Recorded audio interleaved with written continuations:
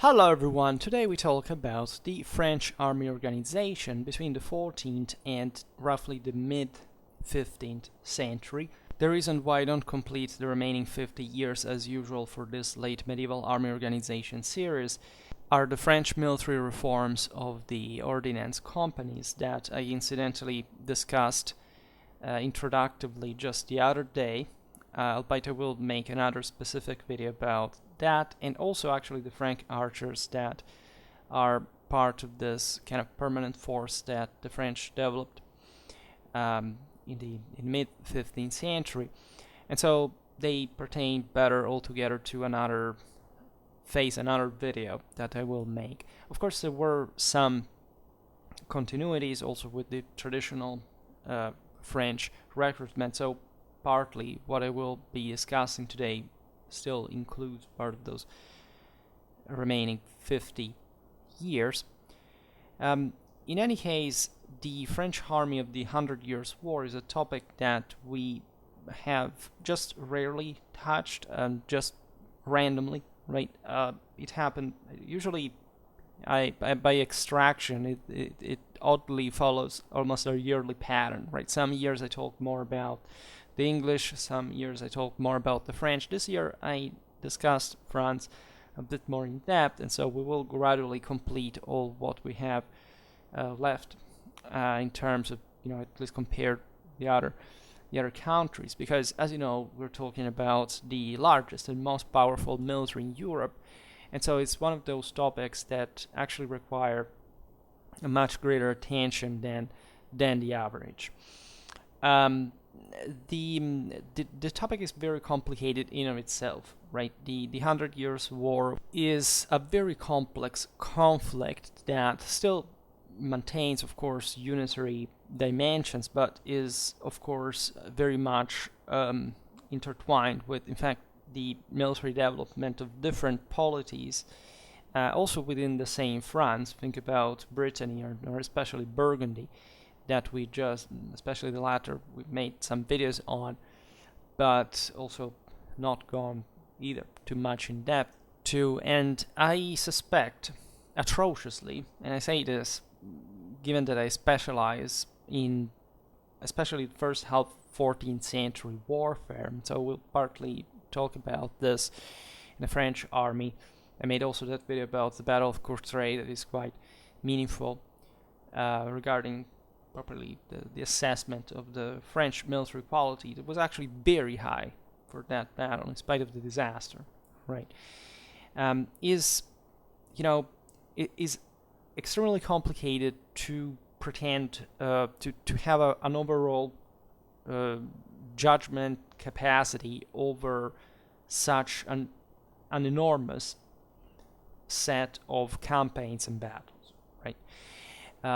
And this topic is delicate, of course, because of how in Western historiography, and especially and legitimately, by the way, in the Anglosphere, and this we're all very thankful to the let's call it Anglo-Saxon historiography altogether, not just England or Britain, but all those authors that unavoidably, because of their background, their the British colonies, etc., eventually brought, say, this kind of unavoidable English perspective to this medieval historical analysis, and that mostly revolve around the macroscopic defeats that France, of course, suffered at the hands of the English, albeit winning the war in the end, and also being able to score, of course, important success against the opponents in open field.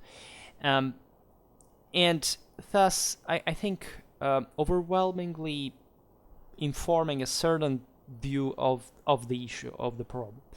I specialize mostly in the Holy Roman Empire, so France and England, as you have probably realized also from my videos, are not my specific sphere of pertinence. Let's call it in this way, not saying competence, of course. And I also have to learn a lot about this. I just made some some videos about the 100 Years' War, but never quite got thoroughly and systematically in the core of the matter. And you would be surprised by how, the amount of publications on a specific topic can very often, to the largest extent, actually disorient and kind of misportray and kind of developing a sort of box, right? A chamber where practically all the references are still within the same boundaries and do not really make you look beyond at the thing in perspective. This is especially true, I think, not much of the 100 Years' War per se, because it's such a widely studied topic, also from different perspectives. Of course, historically we came to cover it decently, even here for extremely big topics like this. Don't think that even experts have an overall understanding of it, because it's like being expert. If you don't study it for all your life long, you can't really get to the point. As you know, I specialize specifically in the art of war, mainly in tactics, because it's kind of obvious, at least that's my focus, and strategy is something much more complicated, but not because it would be just from only from a military point of view. It's that, of course, it's intertwined and indissolubly, let's say, with politics and lots of other things. But tactically speaking, I doubt enormously of the dramatic difference or also actually difference in performance of the English and the French armies during this period overall, right? There is no doubt that the English armies, and I'm a strong supporter of this because it's just a mathematical evidence, right? It doesn't even require much further analysis, but they were in condition of symmetry, right? Considering that France and England had essentially the same material culture, same technological development, etc., the strongest armies in history, right? Given the amount of, in fact, consequential victories in dramatic numerical inferiority. So there are even some, I don't know whether they were English or American, whatever, but people that again could buy more from that bucket and said, no, it's not true. There are people who say it's the Romans. This is not a race. This is not a definitive, absolute value, right? War is relative to the context, but there is no doubt that yes, the English armies of Edward III and of his successors were the strongest in history in condition of symmetry, right? They scored the largest amount of results against their opponents, so mainly the French. And the reason why they did, I think, is it's not much obscure per se, but it's deeply misunderstood. And it mostly stems from an allegedly kind of, this kind of radical categorization of tactical differences that, in my opinion, do not really find much evidence to substantiate. And I'm talking about the performance because, of course, the English tactics were different and they were actually exceptional in this sense in Western Europe. But also for this reason, you should question why essentially the rest of Europe, including France, fundamentally wouldn't adopt them. And given that this general logic is mostly answered to by people and saying, there are people who invent tactics because they're more intelligent and they defeat others that are too stupid to adopt them, is in fact in turn one of the single most radically stupid ideas that can ever be conceived. Basically, the entire study of military history proves the diametrical opposite of this idea. And the reason why this thought, of course, which is simplistic, it's progressistic, positivistic, mechanistic, modernistic, and more, has so much, fortune, is that, of course, most people do not have any form of dignified intelligence, nor any, of course, cultural education, let alone historical, strictly, if we're not talking about the art of war that basically is not studied by anyone. We still have these figures that, again, the people, the vulgus, the plebs, thinks, is somewhat, these are the great historians that publish things. I will follow them on Facebook. They are so great. And I could make some names, but, I don't think it's necessary for this video, but even just for something that we will discuss today, such as Courtrai, for example, the latest, most important work about this is basically completely ignoring the actual art of war dimension. There are, books of hundreds of pages dedicated specifically to single battles that do not even carry out a tactical analysis or even care to frame that battle, say, in a broader diachronic and comparative perspective for the art of war. And then you wonder why there are people who are still ethno-nationalists and that they don't realize they're essentially a bunch, that there isn't just like socialists. It's just a different form of collectivism and of statalism for which they think that just their country exists and that it's not important to actually contextualize anything in an actually and competently understood historical reality. The important is that, I don't know, you come from a place, so you think that you're special in some way, and you ignore basically all the rest. And this attitude is typical, especially of certain countries, but it's dominant, really, by different degrees, pretty much everywhere. But it's become the fixed standard of what the average person is brought up.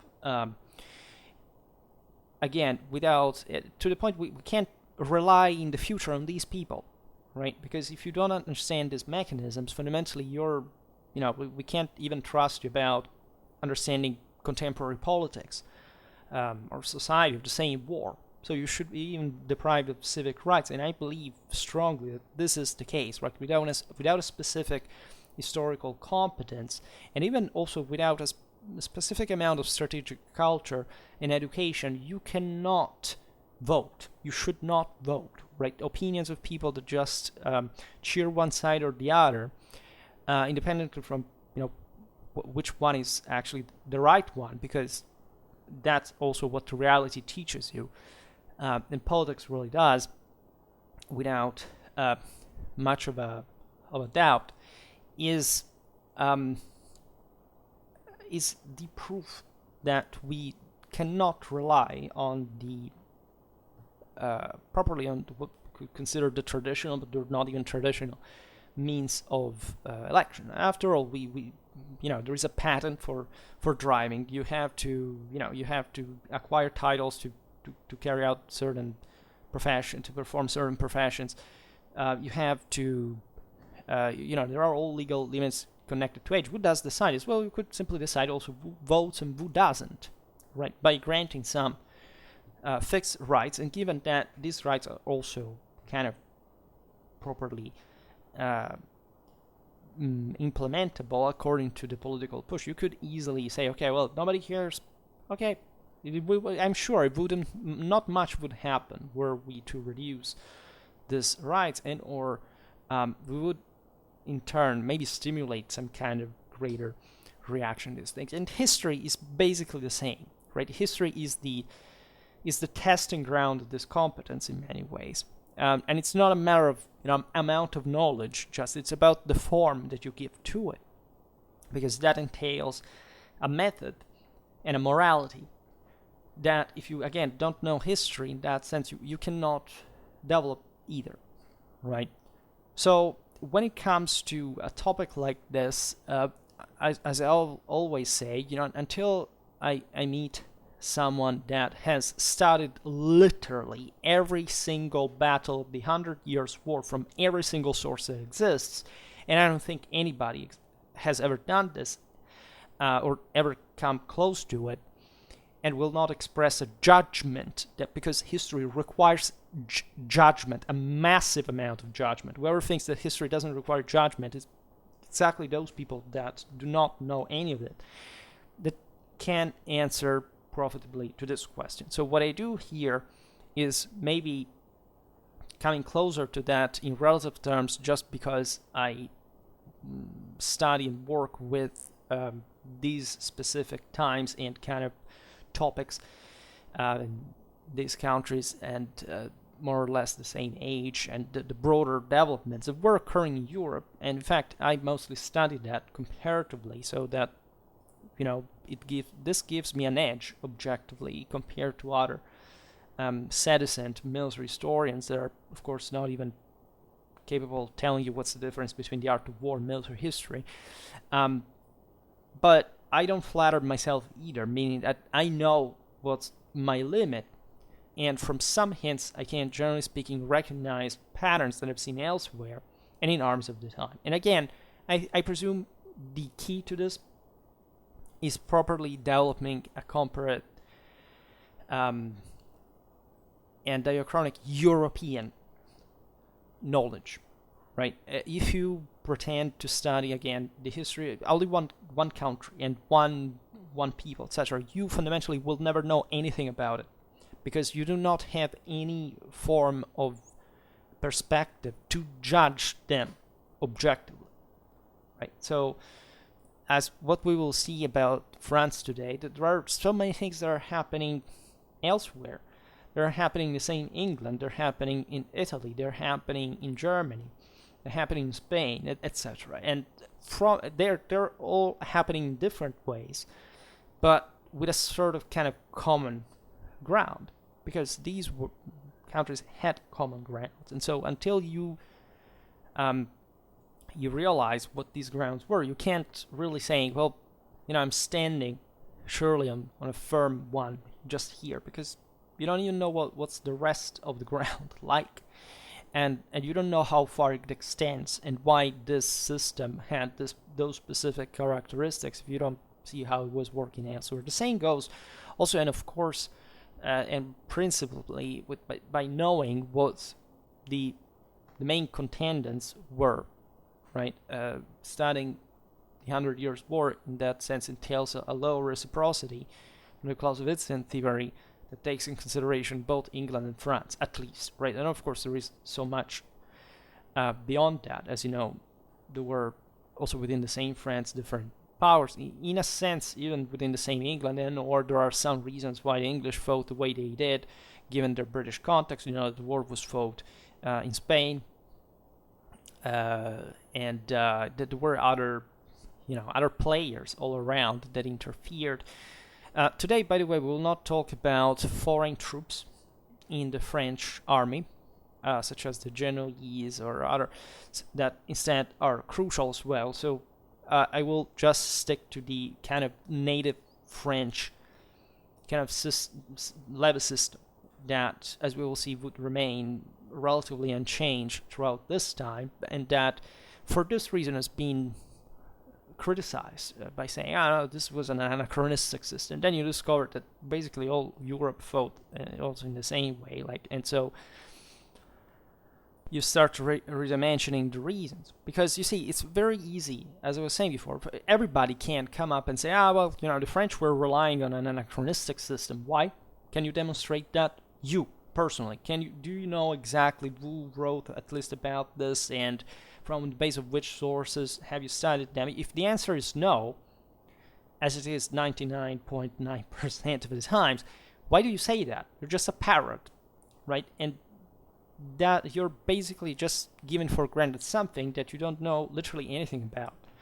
And the only way of knowing something about these things, as I said before, is just studying campaign and battle through the sources, repeatedly. All the campaigns and battles that you can, and I can assure you it takes years sometimes, just for a single campaign to reconstruct decently, right? And that's why we have a hierarchic educational system with, a massive firepower of actual tools, methods, etc. Right? So, even though I know that for my mostly conservative audience, the main idea is also distrusting, right?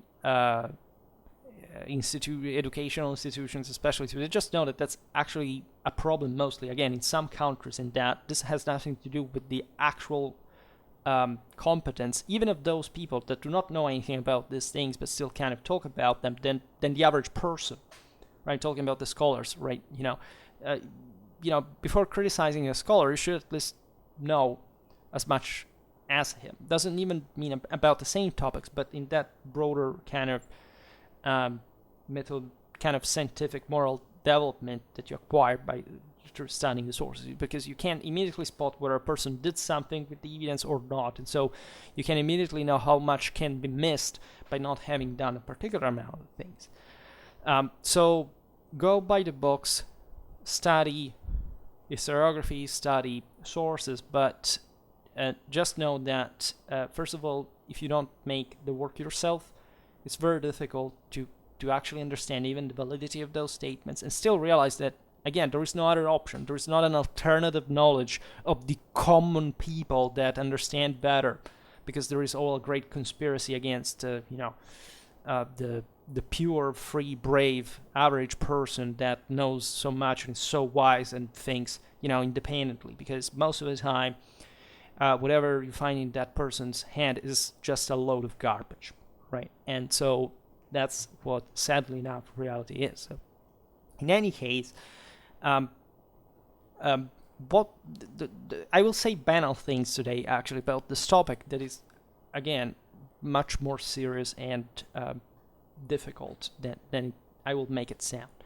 So there is something relatively obvious about this, that is to say, the French army developed throughout this time, and developed really meaning that there was almost an evolution on the same base of the military organization that had been established by the beginning of the 14th century. I will not make the prehistory of that, but you know that France basically had boomed by the 13th century. So this, as most of Europe, but France specifically as a state and as the most powerful army in Europe as well. So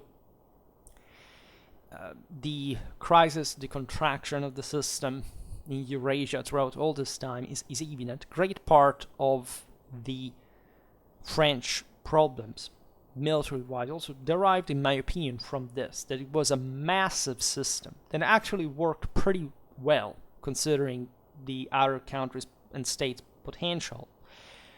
And that, however, had to face an unprecedented crisis that, by the way, medieval civilization didn't really have the, it succeeded in absorbing eventually and successfully, surpassing it. Basically, the system kept growing. It was so big and already powerful and, importantly organized that it kind of shrank by a certain degree, but kind of reinforced itself. So this reinforcement is mirrored by the ever more reliable and better trained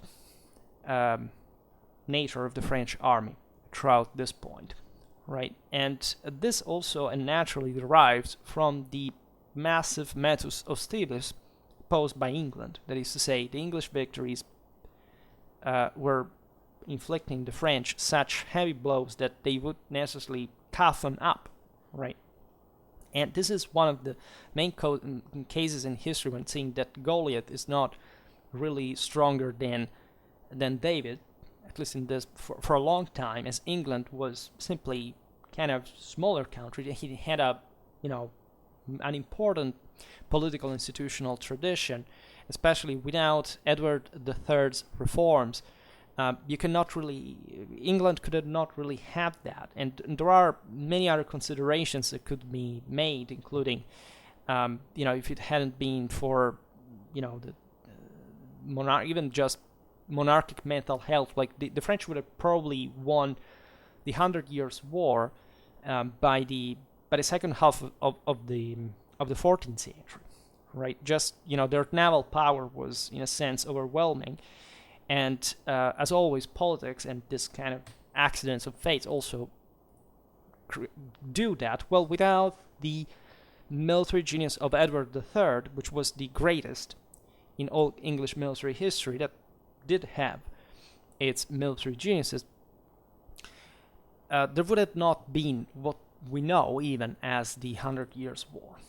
easily, and surely not that there would have been wars between France and England for sure, but there would have not been what we are discussing here in a kind of systemic way in terms of the typical army, English army of the 100 Years' War, versus the French one, which was not much typical in the same way. Also because, again, these armies were not even dramatically different from the ones that existed all over Europe. And again, they shared important similarities as well. So historiography mostly attributes this improvement of the French military through the issuing of a series of detailed royal ordinances which appeared between 1351 and 1448. So with the latter, actually, we fall already since 1439 specifically, even though the thing was already kind of in the air. And military reforms always sanctioned kind of de facto conditions rather than actually establishing much new realities per se. A series of, in fact, an attempt fundamentally to establish a permanent army, right? Which is yet another topic that is very often misunderstood when it comes, especially to these early kind of permanent armies in late medieval Europe, right? Permanent armies, by a degree, means, anything that you can support for a certain amount of time continuously, right? Or in the expectation of, because telling you the truth, the issuing of permanent forces, of course, existed already, in fact, in the mid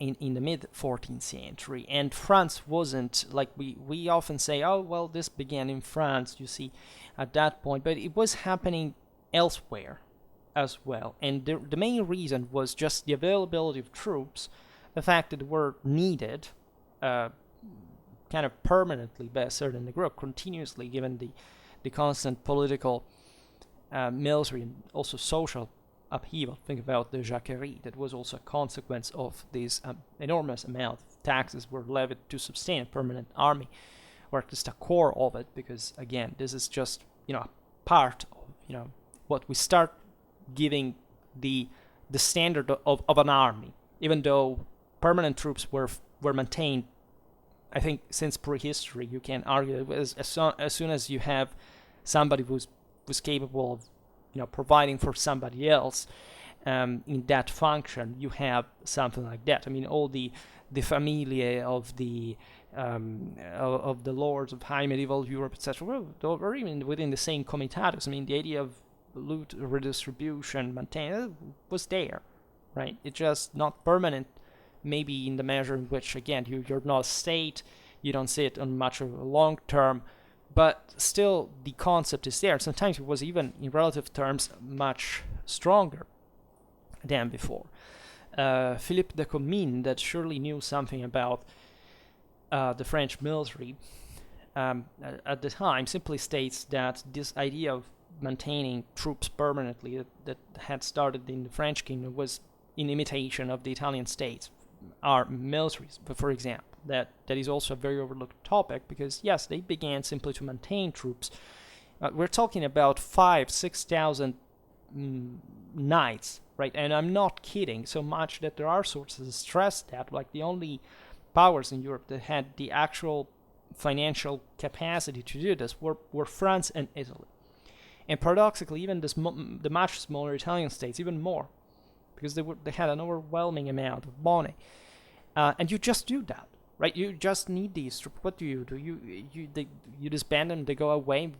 What for, right? It's obvious that you're tending to keep them close. And also, where do they go? Like, even when, like in the French case, when you don't have this permanent force, what does it mean? They were mostly French troops by a degree. They were the nobility, other local companies, etc. Were same subjects of the realm. They were always there. The problem, as always, is the money, right? How are you going to convince these people to form up an army? And there were dramatic attempts So when you look at this in perspective and at the French state, in spite of the massive difficulties of this country, essentially this realm, say better, kind of falling apart, because it was kind of an empire, right? We think of the French as France altogether, but France did not quite exist as such.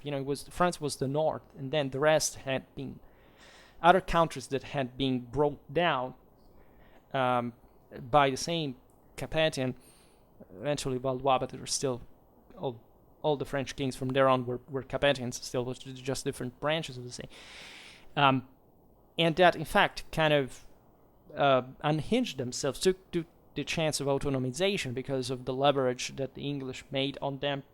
Through that, there are same chunks of France proper, or at least the core of what had been great part of the monarchy, such as the Duchy of Burgundy, that simply start behaving as if they were another state, even a greater one, and also military and, in fact, chivalric standards than the same Valois, because those were just the Valois Burgundy, by the way.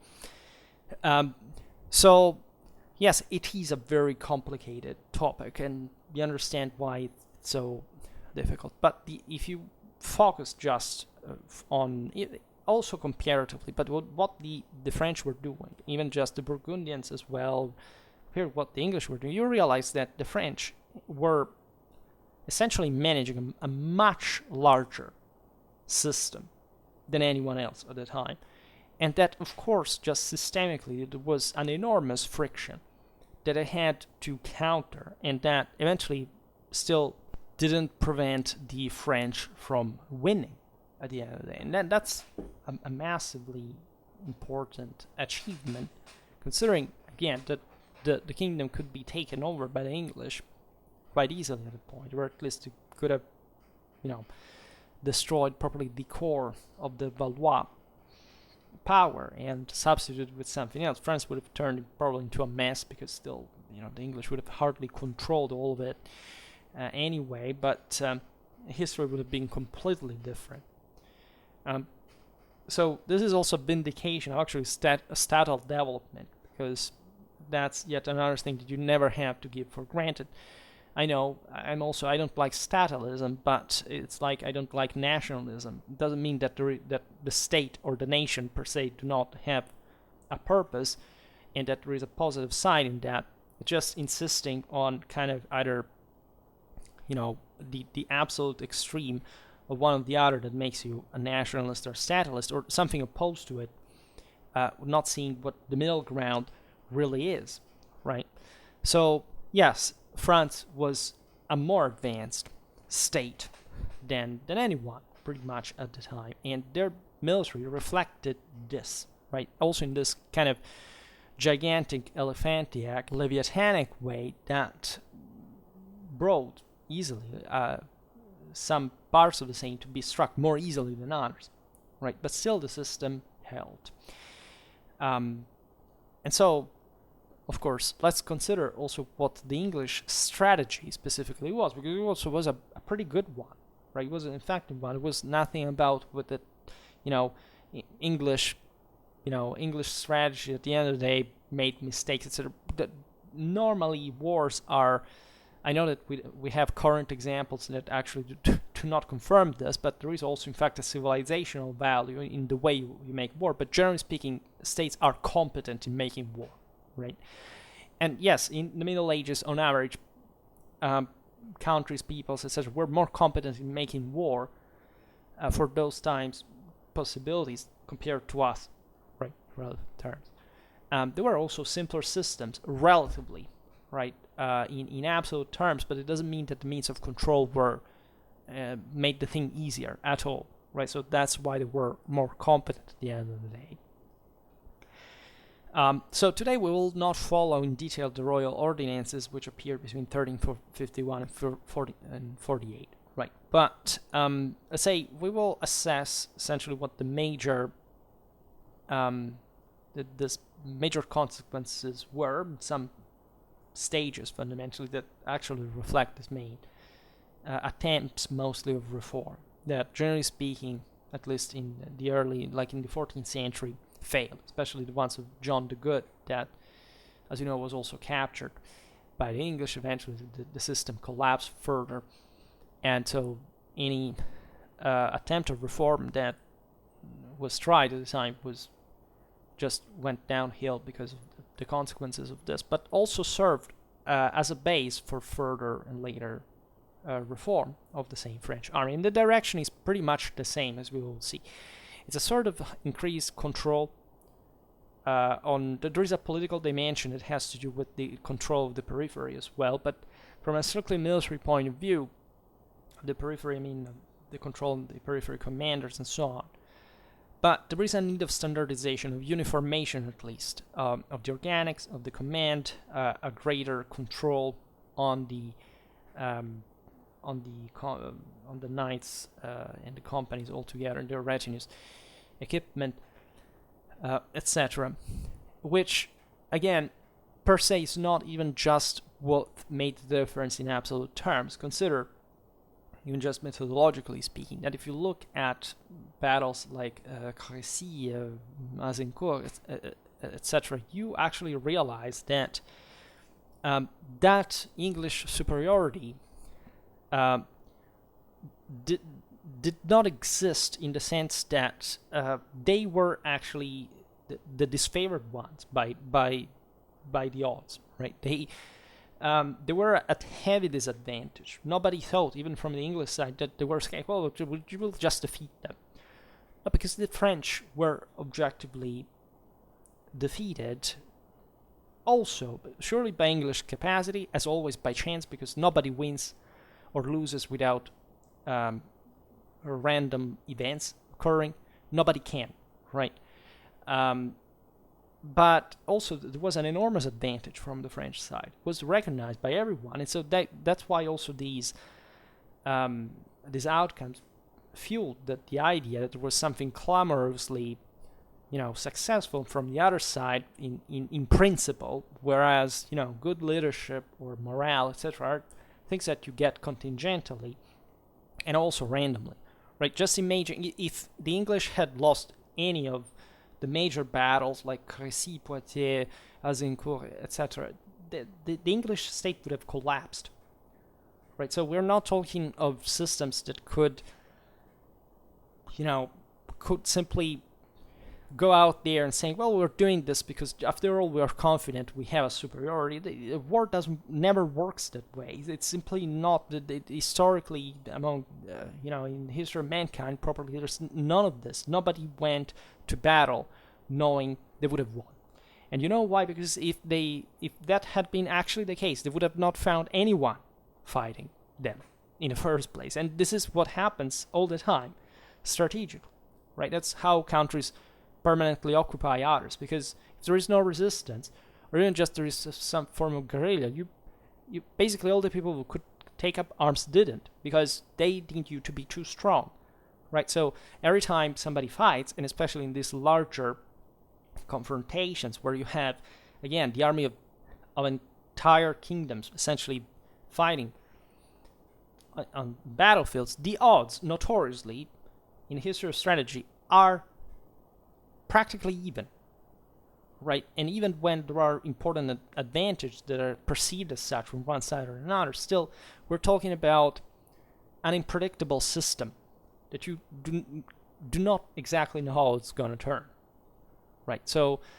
understanding that perspective, understanding even, for example, that, and I say it as a great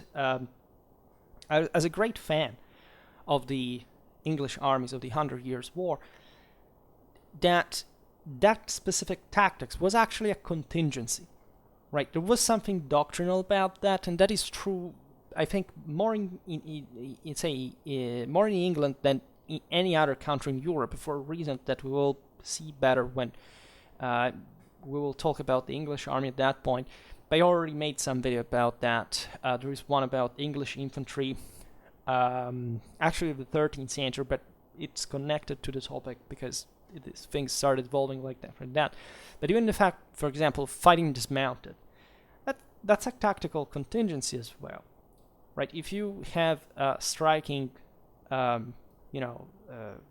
numerical inferiority in cavalry, you will not just charge against an enemy that will overwhelm you. You will radically entrench and invest in this ultra defense that you're not even sure it's going to hold, right? Because you're declaring, if you are in extreme defense, you are not programming to pass to counterattack. I mean, just think about what Henry V found himself after he had repelled the French. It was a terrible moment. Nobody knew what would have gone. That's also why they exterminated, for example, the French prisoners, because they literally couldn't, even just as an army, without that cavalry force readily available, drawn up for battle, etc., even afford to pursue the enemy. That's a grave strategic handicap, by the way, altogether, because you can't even fully capitalize on or capitalize for, given the situation you are in, that tactical achievement, right? So these proportions between attack and defense, it's for any, again,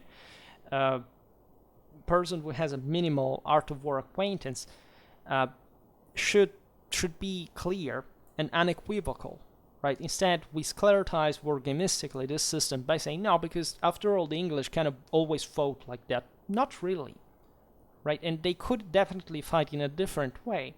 And of course, they intelligently fought that way at that point, but because there is, again, a tactical contingency, there is not a sclerotic system that it would just rely on.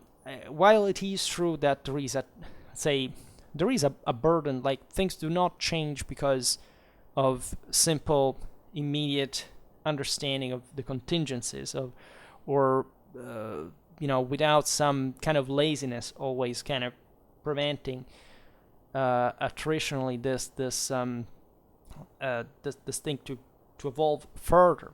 There is that kind of mentality, but when you are under the greatest pressure that war objectively puts in relative terms on human beings, and regarding what they have to actively do to come out of there alive, well, you realize that things change by themselves, right? And that, of course, there were ways and ways to make war, and of course, these were connected also to things that are not strictly military.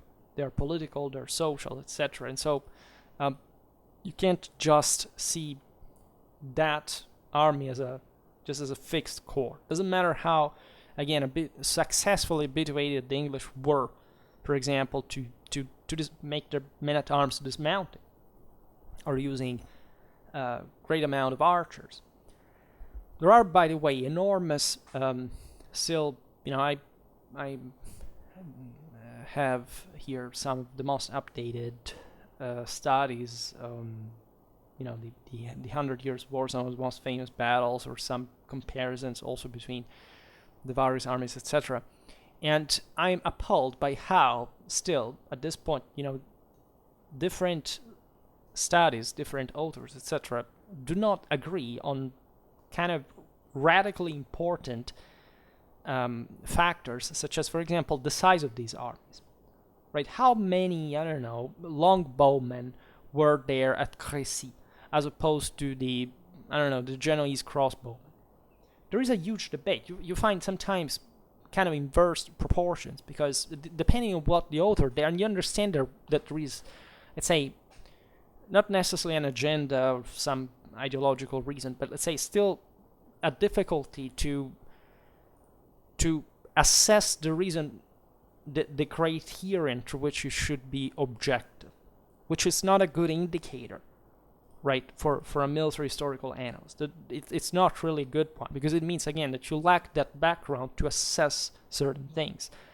And even when we do not know, because the sources are not always very clear, but that should ring a bell in telling you, look, then we are not really sure that things went the way you thought because of this or that, right? And there are maybe some equivalences or superiorities or inferiorities, etc., that you cannot quite assess that limpidly. Anyhow, surely in the process of, say, during the 100 Years' War, in spite of these enormous difficulties, the king's authority in military matters increased in France, right? And this was partly the obvious reaction, consequence of the metus hostilis, right? The country was falling apart, and the first elements that were unhappy of this were the people altogether. Like in other times, like even when France often undergoes this kind of, but maybe not so often, but when it does, they're massive. Like just think about, after the fall of the Carolingian Empire, the Norman invasions, or also the confessional wars later, etc. The same French Revolution. It goes a step away from the solution. What actually seems to kick in at that point is the massive, and when I say massive, I mean the largest in Europe, demographic and economical resources of the country begin to side with the only pole that can provide with some degree of stability. Right? Paradoxically, there's some historiography went as far as saying that the Vikings actually, by hitting Gaul, favored the rise of the Capetians on the long run, because in the Western Frankish monarchy in general, because the people began to rally around, right, which otherwise in a kind of peaceful monarch would have not done. It would simply do so, as they had starting to do since the late Carolingian era, before those raids hit the hardest, at least. Here something happens similarly, and the greatest problem of the French monarchy were actually the noblemen, right? And the civil wars that could trigger, of course, these were pretty vertical divisions. Think about the rebellion of Paris, the bourgeois that had been in part also importantly served the crown as means, especially in the expansion of the administration, the control of the country, etc. In that case, they were mostly merchants hoping of a decentralized,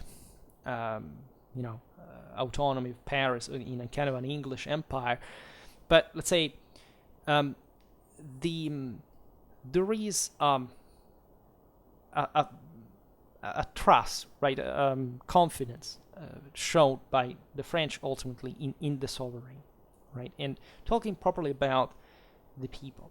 And France already has a political, institutional, juridical culture that favored monarchic authority as opposed to England, especially after 1215.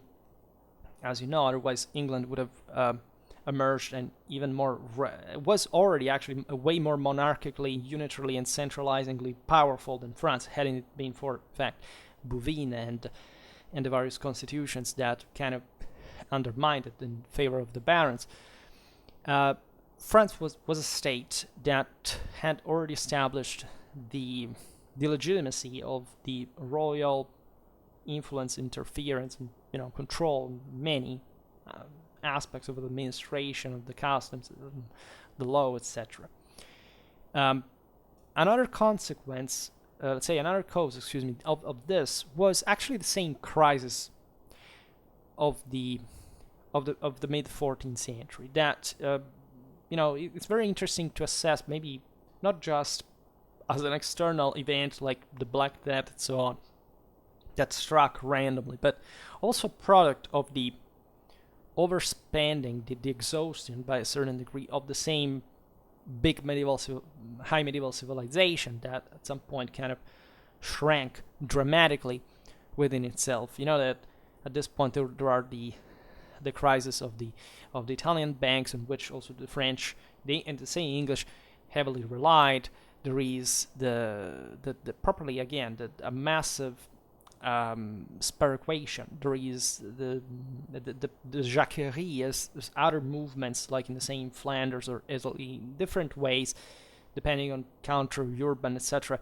But bring to the lower classes to attempt these revolts, because they understood they were being cut out from the representation and that's how the peasantry, the Fourth Estate, properly lost the battle for a space in Parliament, for a place in Parliament, which was possible at that point.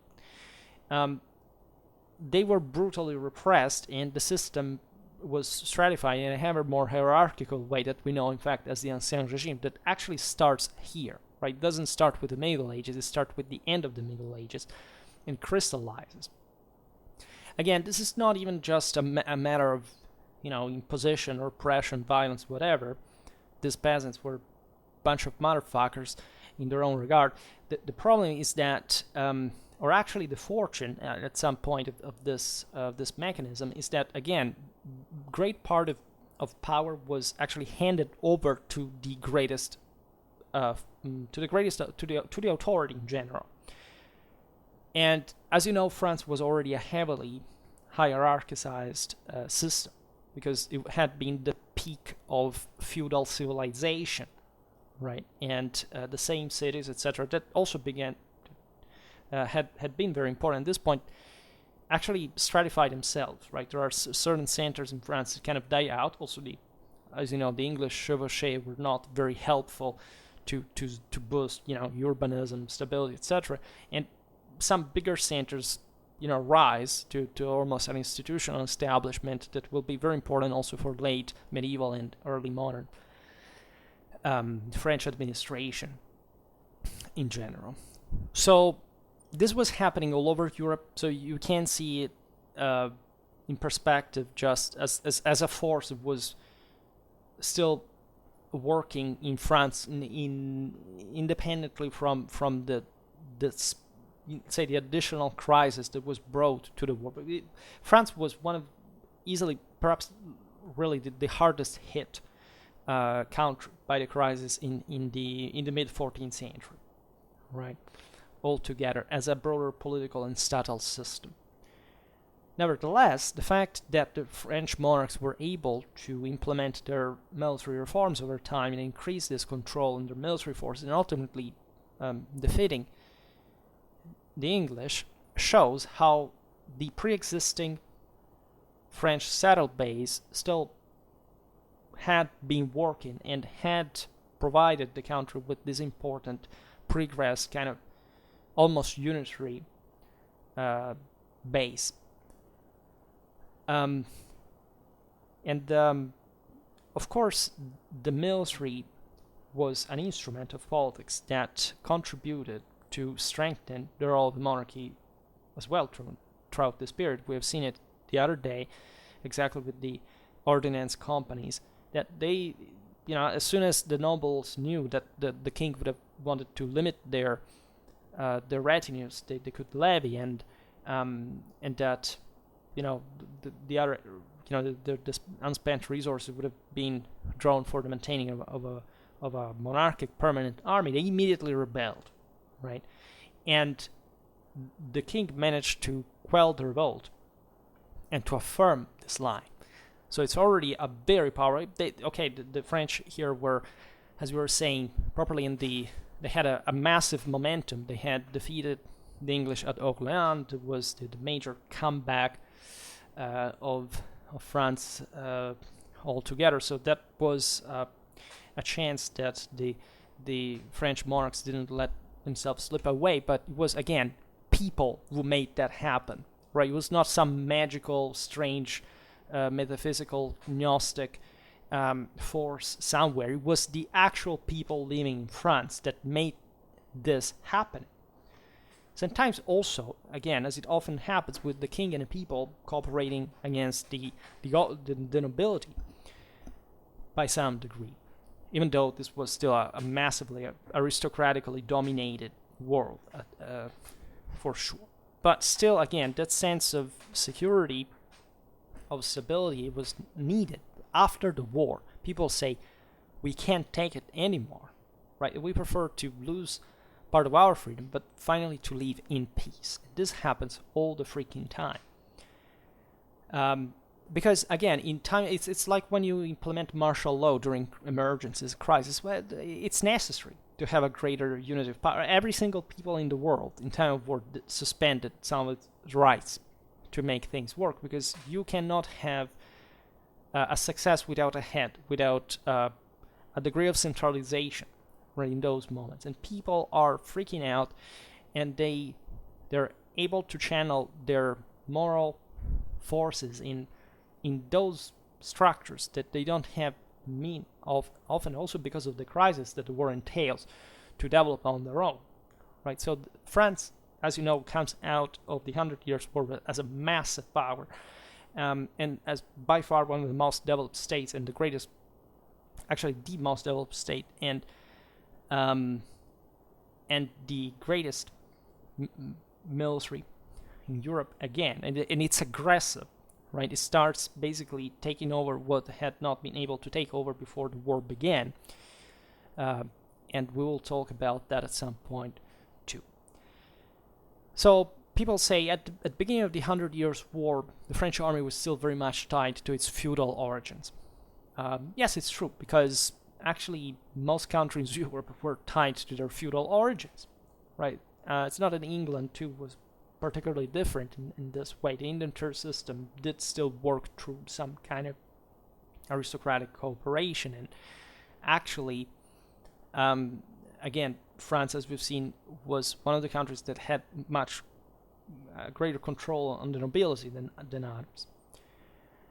Consider that in the same England, the feudal host was summoned in 1327 for the last time, but it was also used to mobilize an army one final time as late as 1385.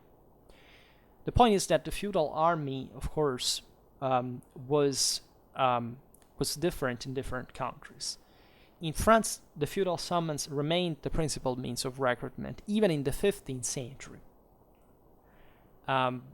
And albeit, of course, as in England, this was just a sort of decayed form of feudalism that was already there during the end of the 14th century. France could not really do without, right? France was essentially a massive set of seigneuries that still provided with that dramatically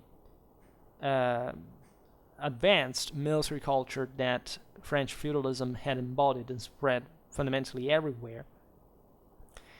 There was in France perhaps a greater reliance on the original feudal connections that, however, had been relatively eroded and partly statalized. I made a video about the medieval French nobility that explains the gradual gentrification of the noblemen. And the reason is obvious. I mean, France had expanded in the 13th century massively in an unprecedented way, and the French so kind of rose to this dramatic role. Basically, they substituted the Germanic emperor to the guidance of Europe, but they relaxed, right? They gentrified. This happens to every, to all the successful powers at the same point, right? Which doesn't mean, again, that you don't have resources, that this system is not being regulated. That's when people start complaining about statalism, yes, but there is a moral decay. And so there is literally moral in the sense that, again, that hunger, that habitual, struggle that was there until the English were had their own possessions in France, etc., had no reason to be replicated, right? At this time, of course, as again it was normal since a very early time, the feudal host was being paid, right? And especially it was a fully functionalized pay since the reign of, as early as, in fact, Philip II Augustus onwards, right? We're talking about 1180, 1223. And the rates of pay had been fixed. And this had gone on for so long that they were accepted as customary, right? Again, there was never a moment in which the feudal system worked by, I give you the land, you will give me feudal service, military service in exchange. Never happened, right? The person said, you gave me land, bye, because they had power on its own. That's how the Carolingian Empire collapsed, right? What happened is that, of course, the king had to pay for this feudal service, right? And the reason why the system gradually evolved is, again, that some people began to give part of their individual freedom to pay for this system because it was kind of with the greater expansion of Europe. Also, people were kind of more productive in a sense. It was more surplus, and war was abandoned as the main, let's say, mean of profit, at least it was cited by these other ones. And so there was a repartition of duties, and it was possible to provide with kind of a salary for military service at the same time, right? And this in parallel with state development, etc. In the process, sub-infeudation had become largely replaced even by the granting of money fiefs, right? The feudal system entails, of course, that you cannot control everything, so you further decentralize by saying, okay, I have this amount of land, I will give it to other people that have this bond with me, and that these people will do the same with others, and so on. However, the system had been simplified at a point because also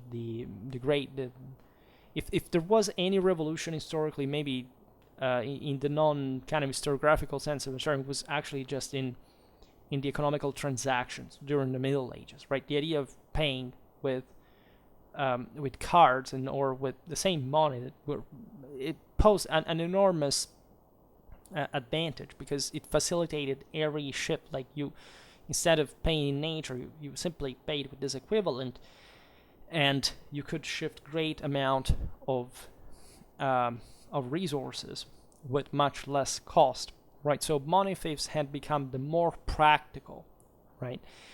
And it entailed that basically there were some revenues attached to specific activities. Sometimes it could be, they were connected also to land, to some assets, broadly speaking. Maybe just were the revenues of towns or activities or whatever. You would simply get the money without even being there, right? And the nobility usually did this, right? It was a way, just even because, again, commercial transactions were also becoming dramatically remunerative. So the land was still the base of any pre-industrial economic system, but still the product of these lands passed through areas that also were strategic in that sense. You could draw in fact, resources from through taxes and tolls, etc.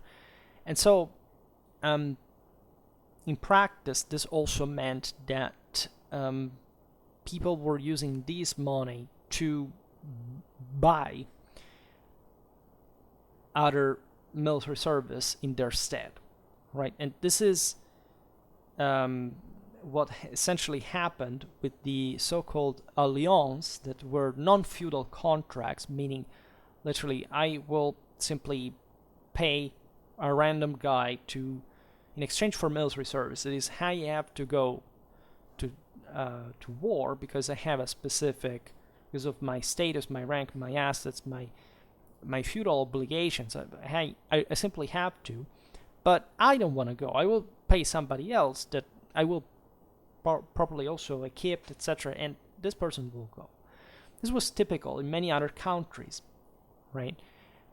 This was typical also, for example, the aforementioned Italian city-states and their armies that were increasingly more professional. I made several videos about the rise of the condotta and the soldiers of fortune, 14th century Italy. It's comparable, really.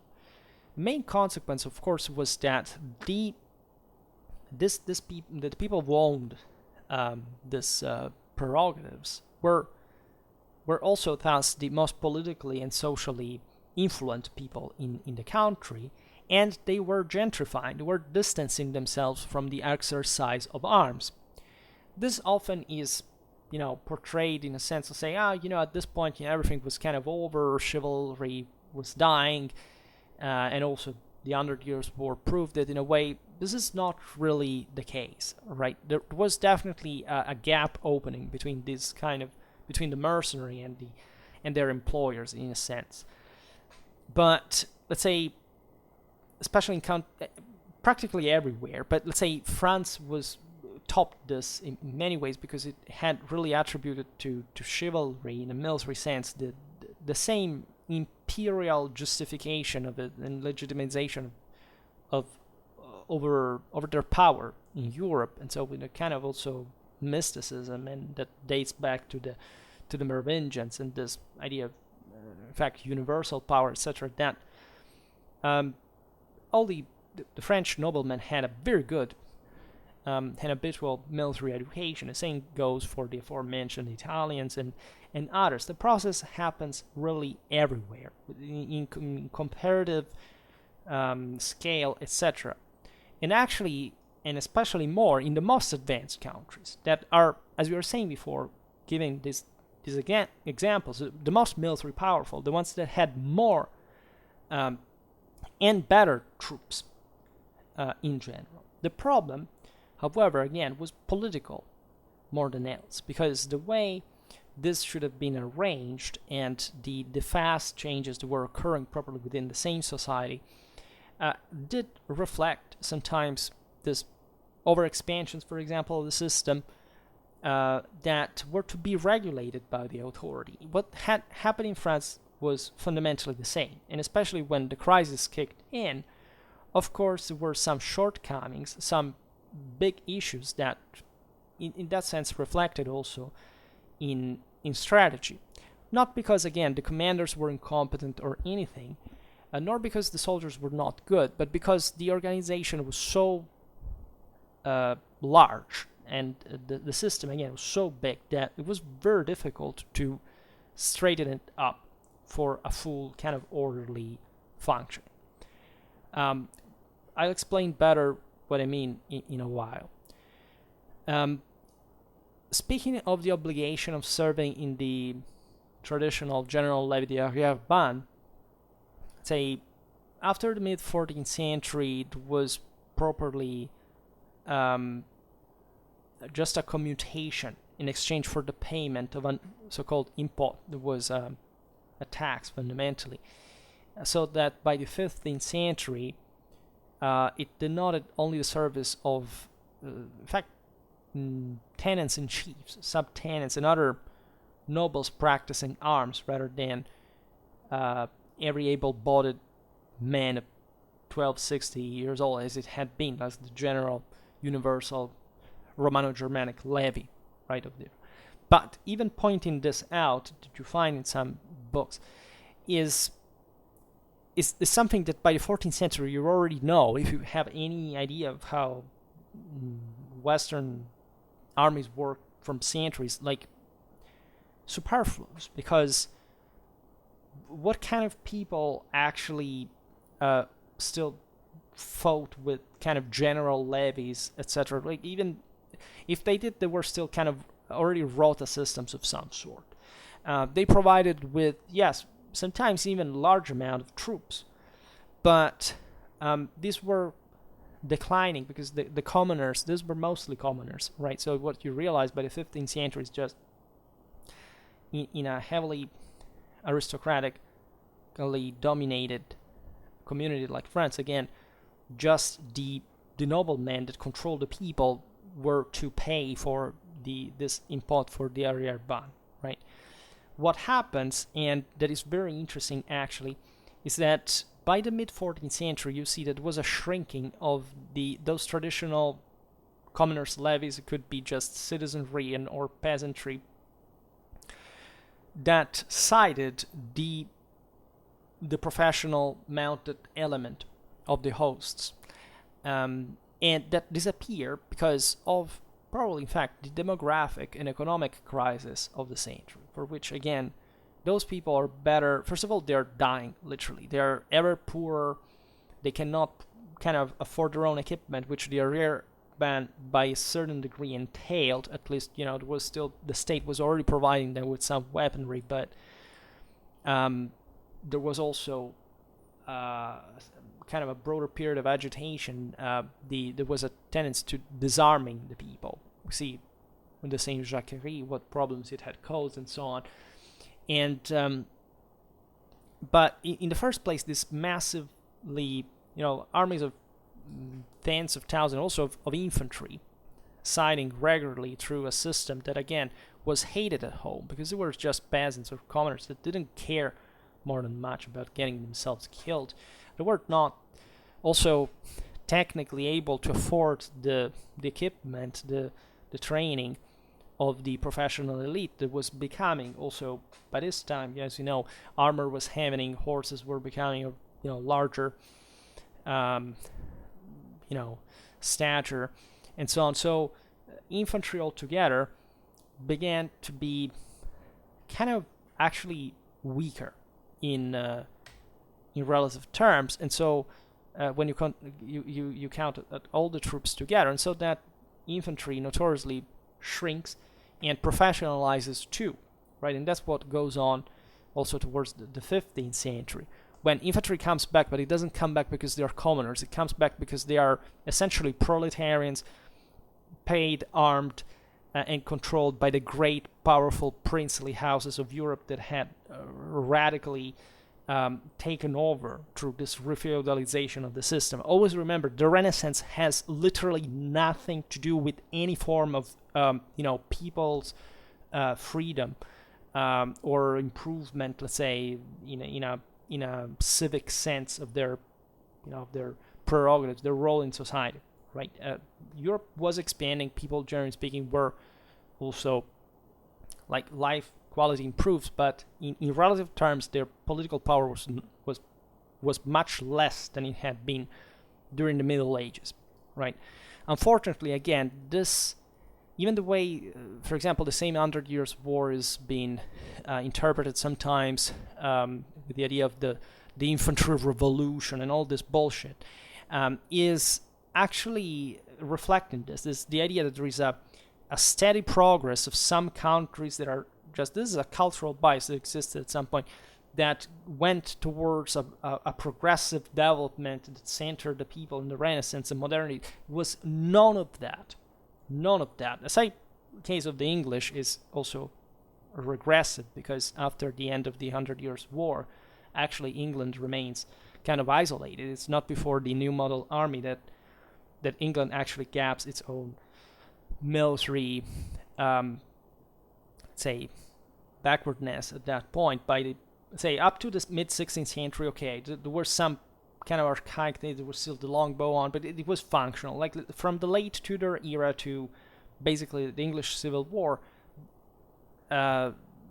England did lag behind compared to the continental military development. So it's not even true to interpret any of that through even strictly military realities. But we could digress further, but we'll perhaps talk about these things in the modern warfare videos. In any case,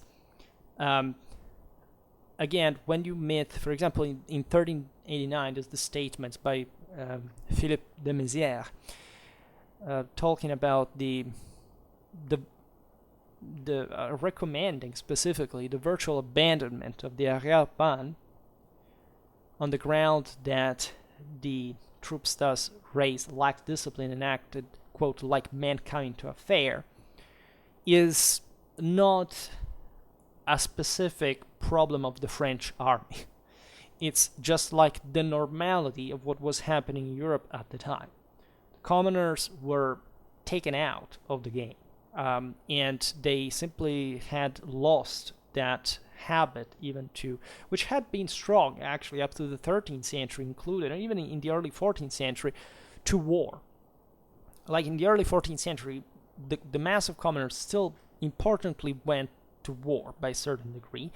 Of course, different countries vary in this, but still that system had been providing with some power. Again, everywhere, not just in France, this thing contracts later on, right? And or when we see, even in the English army, some important amount of, for example, the number of longbowmen compared to the men at arms, also to make that tactic successful, is very large. But they're basically levied, like in the aforementioned way, more like, again, these are mercenaries, right? Why there were so many wealth? Because they were poor people, not because there is an advancement of their status or whatever. None of that, right? And the case of England is remarkable because while it is true that they were actually waging war in another country, so they basically vented also the commoners' brutality and ambition on an external system was not their own, which is a pretty profitable thing to do in many ways in settling up for those who suffer it, at least. The still, the English, yes, they face, there are peasant rebellions at some point, but the English monarchy actually keeps control of that, right? You see, the War of the Roses, who really commands in England, they're just those nobiliar houses that were habituated to make their bloody vacations in France, and that when they stop doing that, they start killing each other to rise to the top as elite, but there is no anything kind of upheaval, revolts, etc. It happens again, like you find the Jacquerie, you find, or the Hussite movement, you find Wat Tyler, John Bull, but it doesn't bring to a revolution. On the contrary, again, the commoners go down. I made several videos about medieval peasantry, yes, but about this specific topic, like the fact these classes were fundamentally brought under, and it would stay like that basically forever until the contemporary era revolutions and or kind of other ways of, let's say, class improvement, and if we can use this disgusting terminology, but still. Now, other important chapter, Courtrai, right? I made a video, as I was saying before, about this battle that is one of the few that even, medieval manuals that do not talk really much about military stuff actually remember, because it's so it's a bit a symbol, right? The flower of the French cavalry, the most powerful in Europe, is slaughtered by the Flemish militia infantry, Flemish that, as the Italian chronicler Giovanni Villani says, were considered up to the day before just like rabbits filled with butter. And I made a video about Flemish warfare, also the late medieval one, and should be pointed out that basically after Courtrai and partly Mont'Ampel, the Flemish actually were defeated in every single engagement until the Battle of Guinegate at the end of the 15th century, and even more by armies essentially of French military culture, or at least feudal culture, but mainly the Burgundians that were still, again, the same French. But again, this battle is, and where absolutely the Flemish infantry was so morally loaded to withstand the charge of French heavy cavalry just with their means, right? People that had not taken up arms like the day before. Those were unprofessional troops, were just militiamen, right? So that would make it more strange altogether, miraculous, like the sources say. The reaction has been saying, well, you see, the French army sucked at that battle. Did they? Because if you study what the French did at Courtrai, you realize that they managed to almost win and annihilate the Flemish army. And they did with a massive force, also with a stubbornness, of course, that you may say, well, that's not the best thing.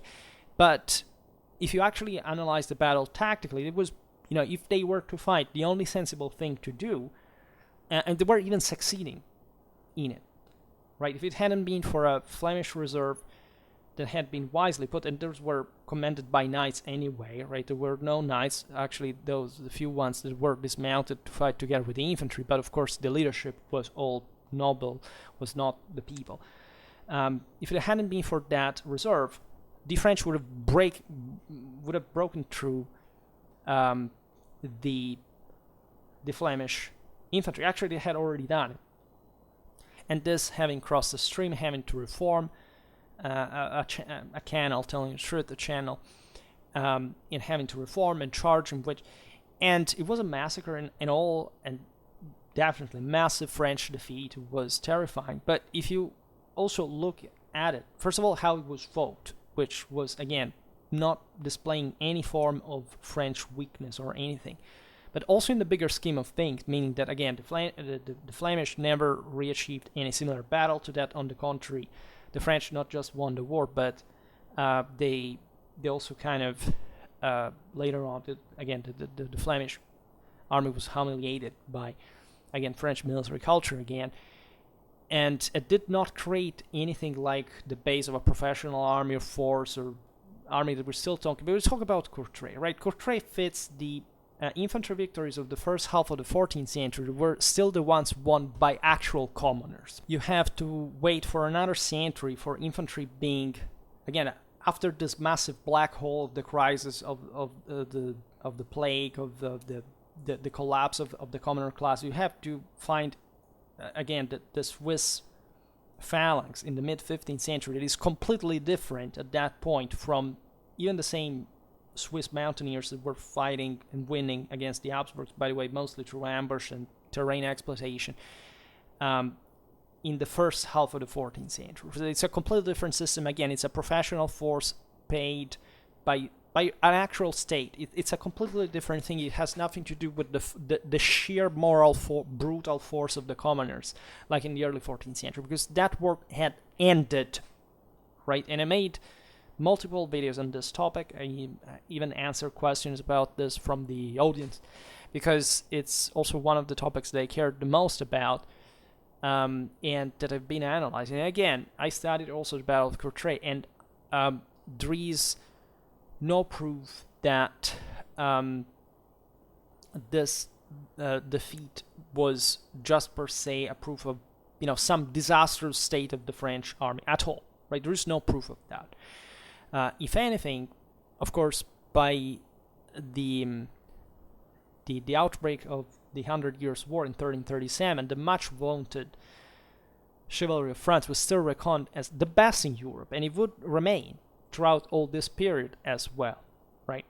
I'm not making the case either that, of course, the French defeats are not connected to some sort of moral collapse instead. But when we talk again about the military competence and the way of making war, tactics, strategy, etc., there is nothing to suggest that the French army was an ill-prepared force or that it was dysfunctional in some way or whatever. Things go wrong, even for very good armies, right? And the ones that we're talking about here were, right, differently from others in history. So it's become a cliche that there was something specifically wrong. It's a modernistic obsession with wanting to know the causes without actually even looking at the context, the pattern, the actual evidence, the systemic evidence, and just trying to find a monofactual explanation for something like so complex like war. And while it is true, of course, that most war is about moral forces, and surely again the French army had gentrified, this was still a top army by any standard in Europe, right? And of course, again, things can go easily wrong for any reason. So if there is even some kind of allegedly systemic issue from a moral point of view or from some kind of organizational problem that all armies have, well, this can make the difference, right? But it doesn't mean that we're looking at the tip of an iceberg, right? What is beneath the surface is massively solid, and it's not just, again, something being just evaporating because deeply structural problems that were hardcore, spoiling and crippling the entire system, right? It's not the case. There is no evidence for it, right? So the broader judgment that has been given after the humiliating defeats at the hands of Edward III and his captains, especially in the 40s of the 14th century, consider Crécy first and foremost. It's being interpreted like the fact that the French military prestige had been based on some sort of archaic notions of chivalrous knightly warfare that were somewhat outdated from half century or so. Any proof of this? Right. The idea that Crécy, that there were tens of charges of French cavalry till night and so on. First of all, you should read the accounts all together, right, and trying to reconstruct the battle, which likely, wherever you are, you haven't done. And only secondly, realizing that even if that was a disastrous defeat, still the reason why, for example, the French would habitually charge the enemy and think to break through, being able to do, was not really, these guys doing it, getting killed without thinking or seeing whether their effect, that action could be successful or not. Again, the English were a step away from breaking, because in any battle of that kind, that's what happens all the time from both sides, right? So if somebody's so competent, like a 14th century knight in general, about his own warfare, much better than you, right? Here is independently from being French or English or whatever, does that, you can be pretty damn sure that they had their own reasons and that they were confident enough about military judgment that that thing could pretty well damn done, right? You can, there are some, like at Courtrai, there were issues of leadership, right? Who decided to attack or things like that. Those are paradoxically more debatable by a certain degree. Had they done it in different ways, different times, again, they could have won the same battles, for example. There is no doubt about that.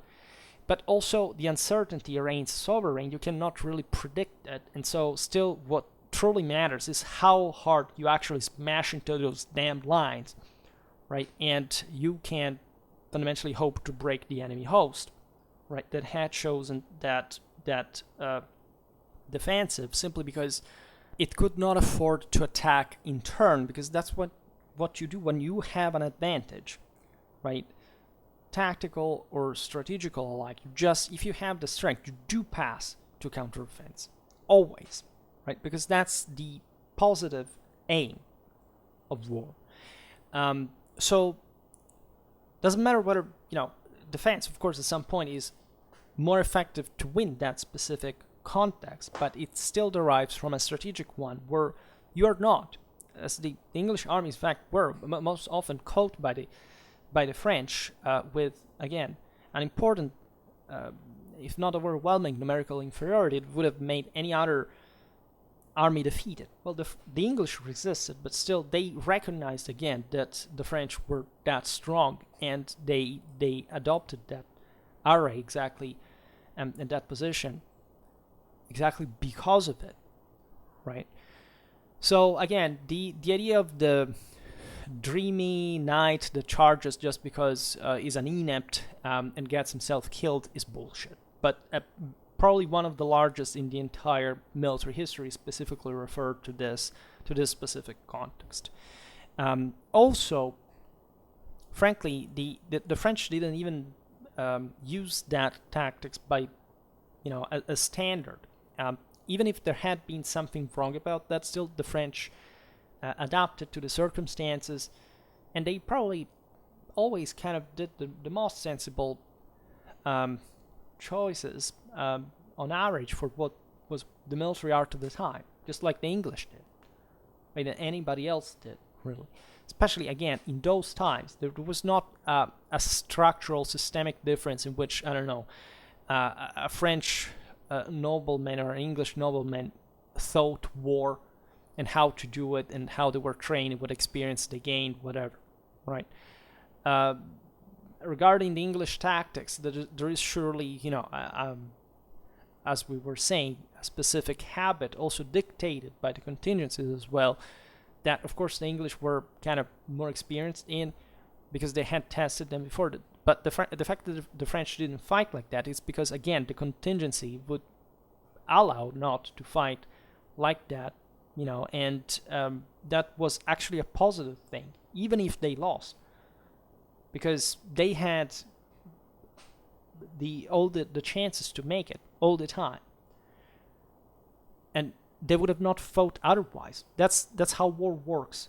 You cannot ignore the strategic or tactical balance per se, right? And we will see, of course, not just many French victories at some point, but throughout all this time, because that's normal as well. You win, sometimes you win, sometimes you lose.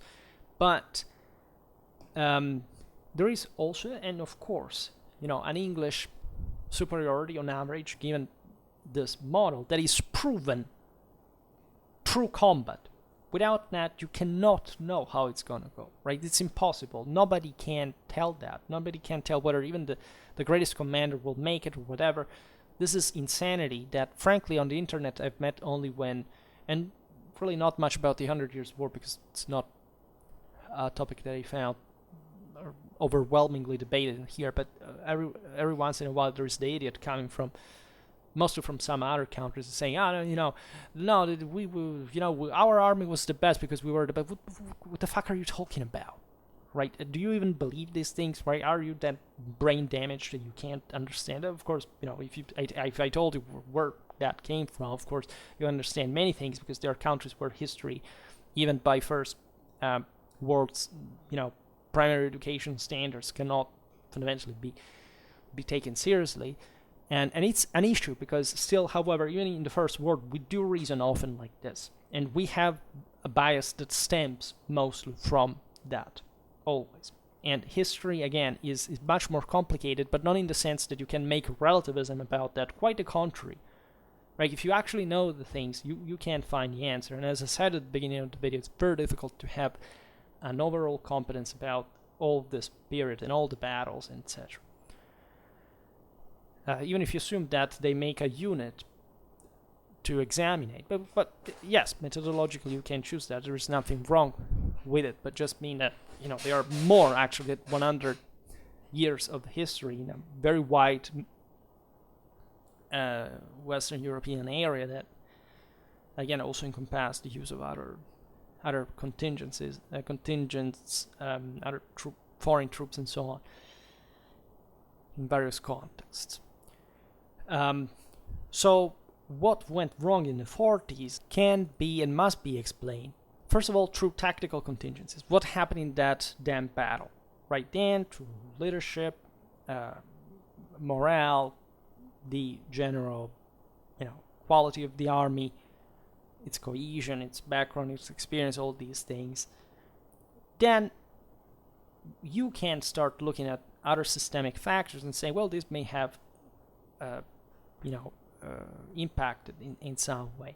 So we can look at what the French did at this point. That, again, it's not mostly a tactically aimed purpose altogether, but it has to do with most of the times having an army in the first place, right? That works according to certain standards in the first place, that of course are functionalized to combat, because otherwise you wouldn't even have an army, but that touches on many other aspects of its fitness that would lead this army being more or less functional on the field in the day of battle, right? So was also the French army out of date at the time? Not really, right? I don't think so. I don't think that was a specifically archaic way of seeing things in the French army that could be seen as different from Western armies in general. That there is no proof of that. Today we do not talk again about mercenaries, but fundamentally about the pay, etc. We've seen it in the other videos about the French nobility and the ordnance companies was a pretty universal problem, right? Where to find the money to pay these people, and what kind of units they had to run, and what was the monarchical control on them. These are primarily political and social problems, right? It's not that the military technique behind this was different, or even the same strategic or tactical competence was flawed for some reason. This is absolutely an anti-historical misconception and a pretty erroneous way of looking at reality in the first place. So there is an importantly detailed ordinance, which we mentioned before, the one of 1351, which saw an attempt to uniform the army, right? And there was also an important degree of motivation. The same king established, for example, the Order of the Star. That also was short-lived because its members were cut down shortly afterwards, and finally at the same battle of Poitiers, when the king was captured, and all the mess that followed after, again, prevented this broader reform to even having more concrete results. etc. And so that's how easily things can go out of hand, even with the best intentions. And the and it concentrates. So, but for the idea of creating a core of noblemen that would be prestigiously, cohese around the monarchic kind of imperial chivalric ideal to motivate them further, right? So it was nothing less chivalric in the ambitions of any other nobleman in Europe. And if anything, the French were trying actually to revive that drive, for what I see it like. So this ordinance actually concentrates on pay, equipment, organization, administration of individual companies in the field.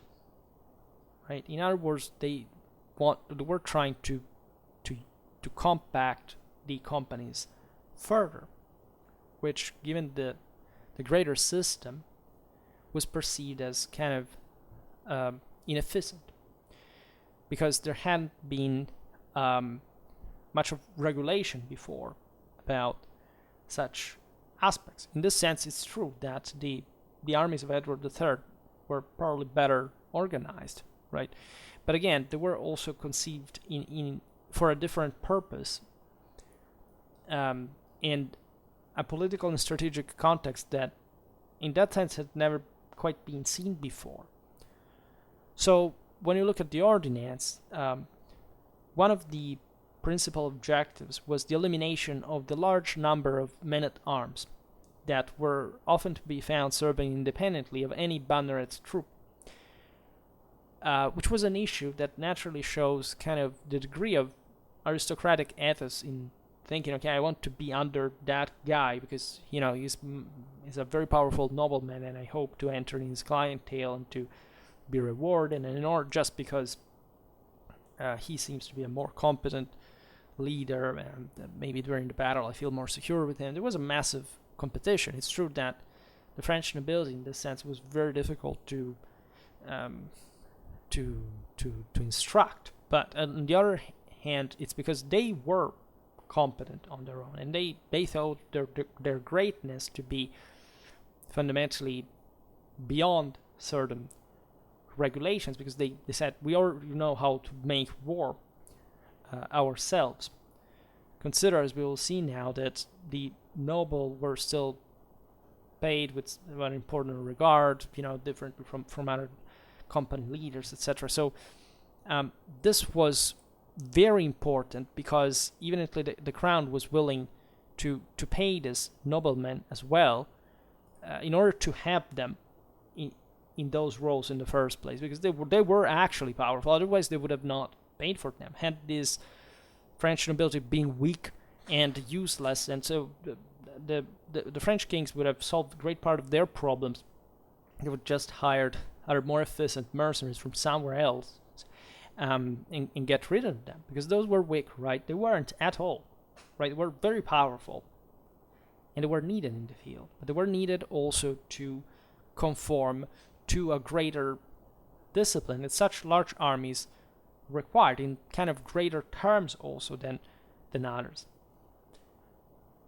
So it's obvious that if you had all these various noblemen kind of rendering the various companies so heterogeneous, as it was the normality up to, again, in Europe at some point, the companies had developed, especially during they had always existed, but by the 13th, 14th century had kind of emerged as kind of autonomous armies on their own. There were sometimes even in the hundreds, as we will see, even more, but often also much less, right? So the problem here is not really what the quality of these troops was, but how to make them fight together in large numbers, and to have an homogeneously built line, for example. And don't think in this sense that, again, even the problem in the French army was so big, because normally armies were arrayed like that. It were different battle lines, and then that were formed the day of the battle, and more or less the knights had to remain cohesive in these large formations and attack against other lines of knights and breaking them, and mostly battles were fought like this, right? Whether you broke or not. So the idea of homogenizing the companies for a more orderly and kind of, in fact, linear battle that could break uniform, you could rely on as a broader formation to remain, again, united, cohesive during battle was an important concern, because it especially during these big clashes of cavalry that were happening ever more frequently at this point because of the availability of mercenaries in these companies, very often, it was more difficult to predict how it would have gone, right? Because the more you have, and the more systemically complex it becomes, it's as if the more unpredictable it becomes. So by homogenizing the companies and that would eventually compose the various battle lines, you could at least rely on something more controllable from the command, if anything, that also had an influence naturally on how these companies were disposed. And so this could create attritions, competitions, etc. It was about, who does decide that you command me, and because I don't know, these issues were important. In this sense, chivalry could create a problem, but again, not because of a lack of power, as a matter of fact, but because rather lack of coordination. So it was not mere romanticism, it was an actual political problem, because the nobility was overwhelmingly powerful in France. So we have rates of pay specified in the ordinance as it follows. The banneret, so this would be the company, that would be the knight with a retinue, right? So in a way, the company commander would have 40 sous tournois per diem. Consider the sous tournois, if I'm not wrong, it's a 20 sous tournois is one tournoi, right? So they for day, which is not a few, by the way. Then the knight 20, the esquire 10, the valet, that is essentially a mounted infantryman, is still fighting as a cavalryman, as we will see now. 5, a crossbowman 3, pavisman, pavisier 2.5, and an armor-bearer, similar attendant field aid 2.5. Horses were to be worth at least 30 livres tournois in the case of men-at-arms, and at least 20 in the case of valet, which is also a lot. So the importance of the breeds as well was relevant. These units had to be provided with the best equipment as well. And this also had to do with social issues as well, because the aristocracy normally participated to the armies, as we've seen, directly if they were too poor, usually to have a living with something else, right? So war was the nobles' activity par excellence, and so they would go for that career. So there was a general impoverishment, as we've seen, that a general certification of the same French knights that we were talking about properly in that hierarchy of the medieval French. And this meant that these troops didn't have very high income, right? So this is also another problem. These were very good troops, but also were sometimes under-equipped. So there was a problem mostly of standards and how to fill the gaps of this as well, economically speaking, right? And for which taxes were levied to pay for their equipment at some point. This was also another crucial element. For the monarchy to have a greater control in the army, you had to start paying for its own equipment, largely, which was already the case, but in order to maintain large forces also on a kind of permanent basis, we'll see now, very often it was difficult even just to issue such taxes and without triggering rebellions and so on. So each man also was recorded by name on a master roll, together with a list of his equipment, a description of his horse. The horse was branded for the identification. This was also normal in medieval armies. But the specific purpose in this ordinance is that the horses of a company had of the same had to bear the same brand, right?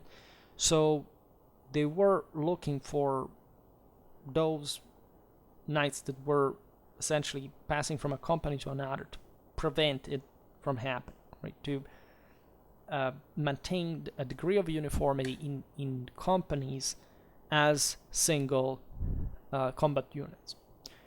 This again is important because it shows that from one side the French relied importantly and justifiably on the quality of the nobility, but at the same time this nobility had gentrified or impoverished to the point by a certain degree that it was difficult for them to have served collectively in a kind of a permanent army before, of a professional nature, where the companies were kind of experienced as a unit altogether, right? So this sounds more like, again, a moral collapse of some sort, together with also a material one, than any kind of inadequacy in terms of military mindset or anything.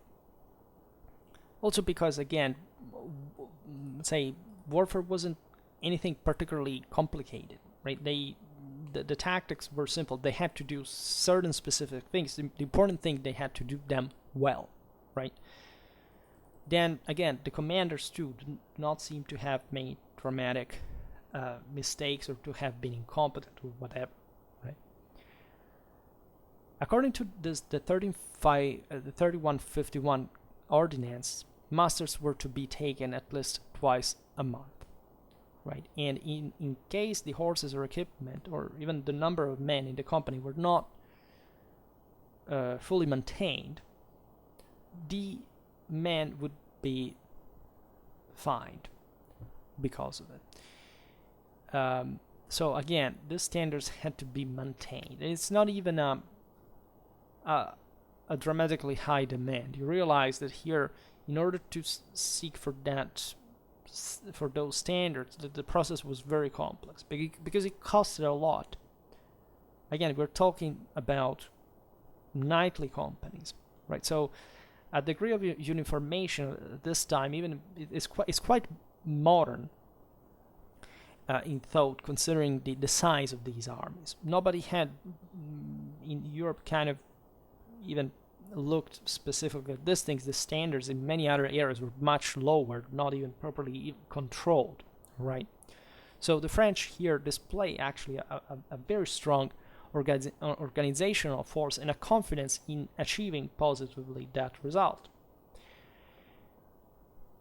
Speaking of the organics, the ordinance states that in the future, quote, all men-at-arms be brought together in great route, which is a word that you find used interchangeably together with bannière, so banners, so same group, and the same compagnie, same companies thus. These were normal names. The bannière to be found, I don't know, in Germany, in Italy, the companies as well, as a terminology, right? So it was always the same concept, that the route was the company in a way, and there was a kind of scale, like what the route could be. The route dimension was defined, right? And the smallest one could be of 25 or 30. At some point, Philip V originally even issued a law saying, there should be at least 25, because sometimes these companies pretended to work even with less men, right? Then 40 or less knights, because this was the point, that they had to be, as we've seen, considered as heavy cavalry by some degree, right? And especially at this time, because in this time there is a great reliance rather on this properly only mounted force, especially in the mid 14th century. In later times, as you know, the companies would evolve with a much larger also infantry and specialized infantry retinue. But at this point, cavalry is really the core, right? Then 40, 50, 60, 70, 75 or 20 or 80 men-at-arms in a route according to the means of the leaders and seigneurs, right? So this naturally corresponded to the political and social segmentation of the nobility that had specific duties, the aforementioned one, and therefore they had to contribute proportionally, and they were accepted as such. The seigneurs are referred to as captains, bannerets, and chevêtins or chieftains, captains, in the same document, right? So to say, more or less, this is what it means, and of course there are probably some semantic shades to differentiate them, but still their function was the same. These were the heads of the company, the ones that were hired fundamentally to receive the pay for this service.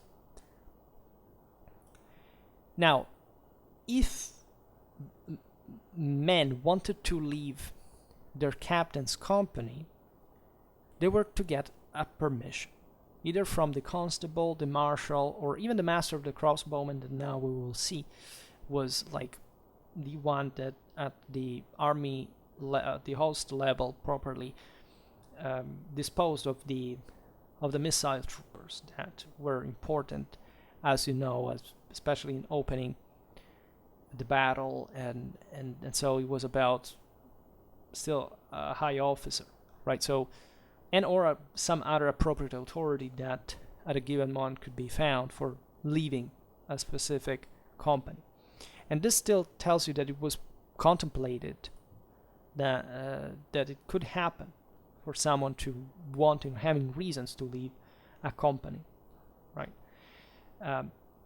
And this was done also, as we will see now, for trying to homogenize the same companies numerically, right? Then there was the infantry in all this, and the infantry was normally comprised of crossbowmen and pavisiers. There were actually other troops sometimes, like lighter, at least more lightly equipped infantry. That is mostly the one that starts that has disappeared, contracted by the mid 14th century. Crossbowmen and pavisiers were specialized infantry fundamentally. Crossbowmen were, of course, bowmen, right, using the crossbow, and they tended, as you know, to be actually less than the longbowmen, which, considering the clashes that were engaged, actually makes us reassess and reevaluate the same crossbowman strength, because again, nobody's an idiot that sent this man to get destroyed. Even the notion that the Genoese were ridden over at Crécy by the French cavalry is debatable. Nobody really knows. But if you look in that battle, for example, the disadvantage in number, terrain, whatever, that the Genoese had with the English longbowmen, well, you realize that also, first of all, in Italy they were used in a different way, which is interesting.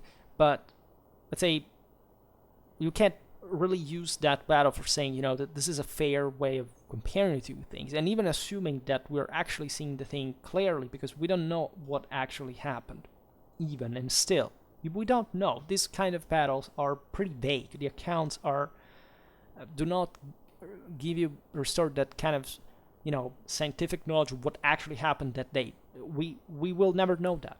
There are no sources about it. So forget it entirely. Except, of course, if we have a certain amount of evidence pointed towards one direction, we can't say, okay, well, it's more likely to things to have gone like this and that. It's possible, yes, that the French hated the footmen more than other places, or they had not fully functionalized certain type of tactics. For example, we don't really know where this infantry was deployed. Likely on the flanks, But let's say different cultures, let's say, had different a habit to the strength of specific infantry. The French had important infantry numbers, but over time they had shrank, and the country, as you know, was not particularly, didn't have a very strong overall kind of commoners force, right? For example, the Genoese were habituated to fight in armies where infantry was particularly advanced for Western standards, properly in the way it was arrayed, also the numbers, etc. In the French armies, if you look at the numbers and etc., even though the chroniclers may be kind of a bit more snob and not even talking about them, still do not seem to have been as powerful as kind of in other areas. Consider that even the longbowmen, again, are very often a lot to make an effect, right? So there are sometimes disproportionately so compared to the men-at-arms in other, and the same bowmen in other armies, right? But still, the fact that a crossbowman could engage larger numbers of longbowmen, if you think about that, even just in their confidence, and nor French cavalry nor Genoese crossbowmen reputation was actually diminished in Europe throughout this time, is frankly, very meaningful. The pavisiers were essentially infantrymen using this large pavises like normal shields, actually, right? The pavis has been interpreted as later this kind of larger thing that was fixed on the ground as well. Telling the truth, for the earlier times, we have no idea, and actually the very few evidence we have tells us that pavises were actually small in some cases. And the actual etymology of pavis comes from pavement, right, which from pavere in Latin, which means to actually sodden up, like to thicken by putting these layers on, right? So the pavis was more likely not even necessarily something larger, but something more resistance to missile power. But they were equipped with other, like with lances, even with pikes. So we speak of pavismen, we think, these guys held the shield for the crossbowmen, right? No, these were normal infantry that fought in line, just like the others. It was just more kind of professional in nature and better equipped. And then the crossbowmen fighting mostly, shooting above their heads from behind and or sent onwards. The fact that infantry contracts importantly in mass at this time, and the fact that sometimes crossbowmen were, brought forward to skirmish also with the enemy, sometimes doesn't make us understand exactly how these two specialties interacted. This crossbowmen and pavismen were similarly organized to the rest of the companies in fact, units of 25 or 30 men. We don't know, again, whether they fought in mixed or individual companies, right? Whether like a company would have a certain amount of pavismen and crossbowmen, or there were companies made up just of pavismen or crossbowmen. We don't know. It's not even that important, because at the end of the day, they would be arrayed deployed in the same, like on the same line of the same specialty, likely. Actually, it would interact closely, but still there is a specific formation coherence that you cannot, that is based on homogeneity of combined arms, and the more orderly and divided it is, the more effective it is. The infantry companies were commanded by a constable who received double pay compared to the rest of the troop, and who was entitled to fly a forked pendant, quote, bearing whatever arms or cognizance he might choose. So it was an important rising also in this kind of more specialized professional companies. Were paid. This is important. They were paid. And there were also small groups of men-at-arms or foot soldiers without a leader sometimes, because they would flock, especially in certain conditions where they wanted to defend their land, where it was attacked by the English, etc. They would just present themselves. Also, the mean, in fact, of mastering, of summoning was very, again, very often based on this kind of broader political necessities rather than an actual and possible enforcement on the levy. So these were organized in companies of 25, 30.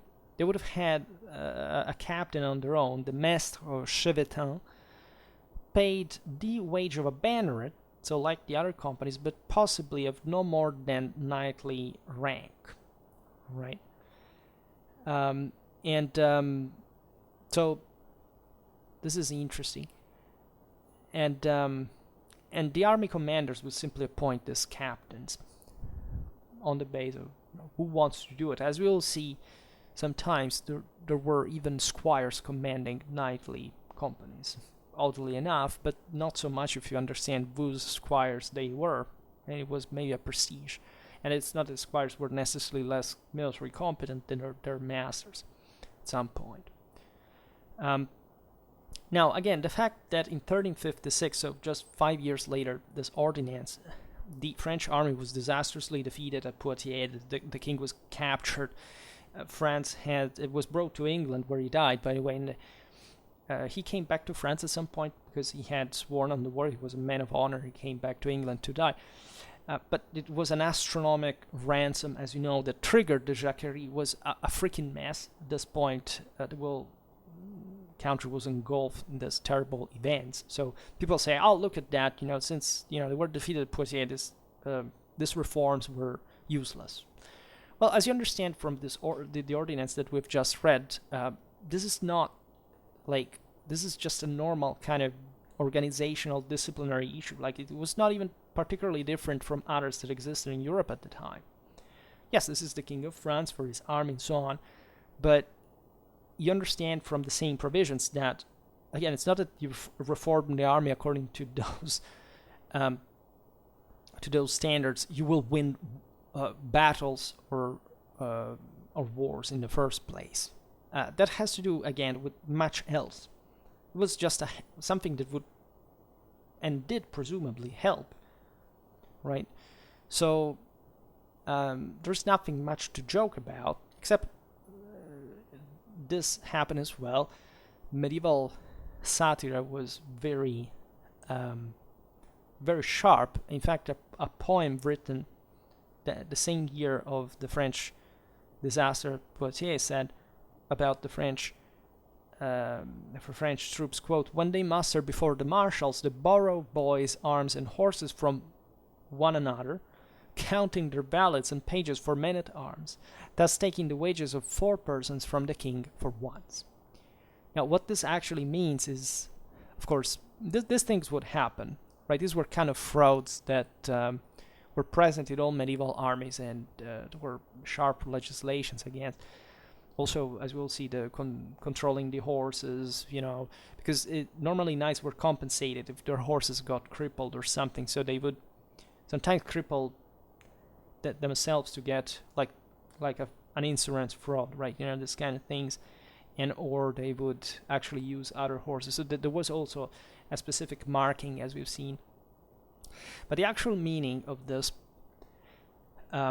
poem is that the theoretical and actual strength of the French army were considerably gulfed by an important difference, and so this was also normal. No army at the time was ever full strength, right? So by which degree was this army more messy than another? Well, probably by some, because again, it was a larger army.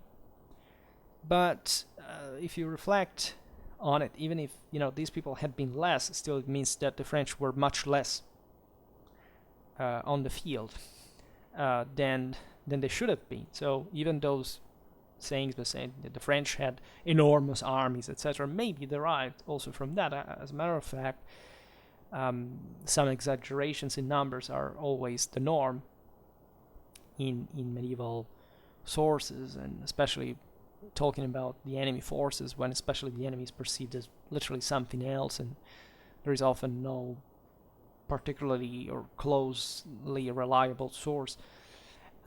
So this may actually mean that the French armies during their defeats were under strength, and this is not a complement to the monarchic government, but it actually shows also that probably some important French potential went wasted throughout this time. And consider again that many noblemen probably didn't even want to go at war. So maybe exactly those who would have had enough of those ballots, etc., and paid for them would have preferred not to use them. So these poorer ones would try to trick the system. Also, I don't know how much plausibly on a larger scale, because those who controlled who checked this, these forces in the master, etc. Either they were corrupted, or they would have not been fooled by such mechanisms. But it's a meaningful problem, and again, it's mostly political and social, not military per se. At least, those fields reflect in the military one, at least, but not in a military competence, right, sense. There is another attempt at eliminating these issues by an ordinance issued by Charles V in 1374. This also is important. The ordinance stipulated that in future, the men-at-arms should be grouped in companies of 100. Quote, and when there are less than the above number of 100 men-at-arms, they shall have no captain, but shall join another company. This is also very interesting. It's the aforementioned uniforming attempt, and also the kind of properly the affirmation of a broader administrative unit that would contain no less than 100 men that we've seen before instead were allowed, right? So by 1374, you understand that there is something in the state now that can also afford to enforce. It's a progress action to enforce this or kind of core unit that for such reason was possible to achieve regularly, without exceptions, without other knights roaming around extravagantly, let's say. Even this ordinance naturally shows that there were still units in practice that were of less than 100 men. And of course, also in campaign, the official company strength of 100 was not strictly adhered to and either, and companies tended to be still of some other numbers that, however, seem to have squared a little bit compared to the greater variety of before, and even partly increasing. In fact, 20, 30, 50, 100, 200, right? This speak of some kind of general order required for, much more intense tactical interaction. When you try to standardize units, it's also because there is an increased combined arms force normally operating, because you want to recognize this. Again, happens in other armies in Europe as well, because late medieval armies were going towards properly a hemming of the knightly element in panoply, in horses, a tactical specialization of the infantry. Right at this time, handguns were starting to spread in significant number, also artillery. So armies were beginning to toy a little bit more with this more evenly punching, combined arms. Speaking of the specific weight of the single arms, which could be able of performing. So this, by a certain degree, is normal as well. It's not just France, say, trying to do this because it lagged behind or the others didn't, right? This degree of this lack of uniformity, especially for organics, was normal up to the late modern age, even the contemporary era. Right? There is never like a unit that is the same number or another ever, right? Not even in peacetime, practically. They had to be around these numbers. They could also be useful for kind of tactical sub units that could perform certain specific tasks and so on. And consider that there is not just pitched battles, right, to look at. Most of these armies would regularly operate just for yes, pitched battles were not dramatically rare, as it's usually said for the Middle Ages. It's just that they were by far outnumbered operationally by sieges, raids, and so on, right? But it was useful to have also smaller units, commandos, things like this. It was a dramatically varied reality. And when we reconstruct the warfare of the time, we always have to be aware of it, that we cannot absolutely reconstruct warfare only from the pitched battles. Doesn't matter how well documented and impacting and important they are.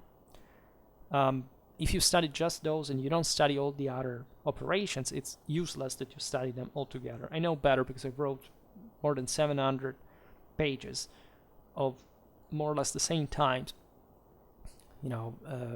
military operations in a single region in a way. And of course, I covered mostly as other smaller expeditions, counting them all. We're talking about thousands of them, right? And if I hadn't done that, I would have never understood the pitched battles well either, because much of the details that you would like to know and that you don't find about even the units and how they operated and so on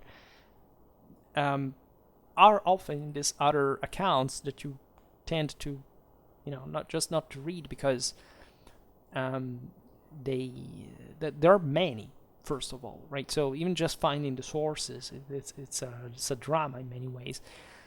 But once you do, you're aware of this completion, you can make such an analysis. Naturally, good luck with just setting a research like that. Normally, just maybe a doctorate allows you the possibility of doing it. That's the reason why most scholars actually don't even do this when they make a research. They think it's too big, right? And they don't.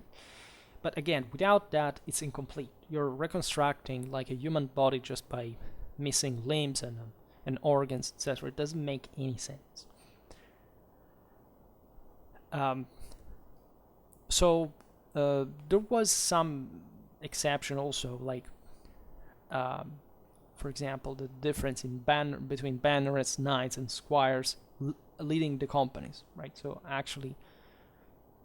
actual squires leading knightly companies. Yes, it was possible, but again, not necessarily a problem per se, right? It may be indicator of some lower standard of discipline or this kind of broader political branching and this kind of the influence between the various companies, etc. But per se, it's also an exception telling the truth.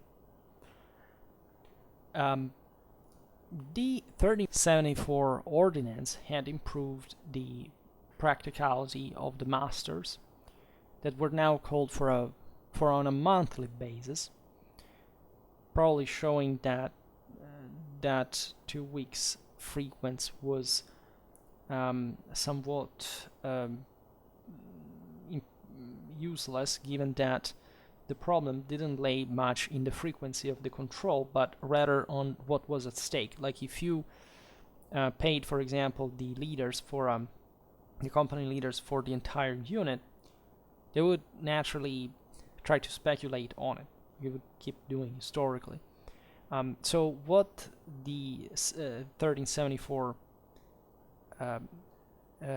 ordinance reform was pretty clever, right? As the captains now wouldn't receive the pay for their entire company, but just for their own personal retinue, known as hotel, while the rest of the company was divided up into smaller units called chambres, usually of 10 men, the leaders of which each received the pay for their own men.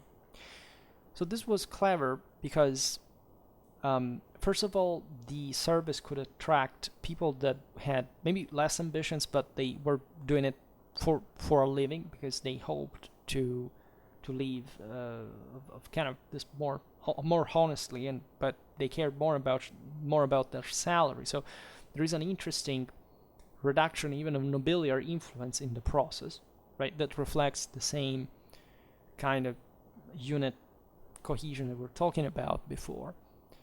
And in this way, also much more money would have been saved, because even if, of course, the same problem remained on a smaller scale for these chambres retinues, still, if you wanted to rely on somebody in combat, you had fundamentally to think a bit more of this 10 men of yours.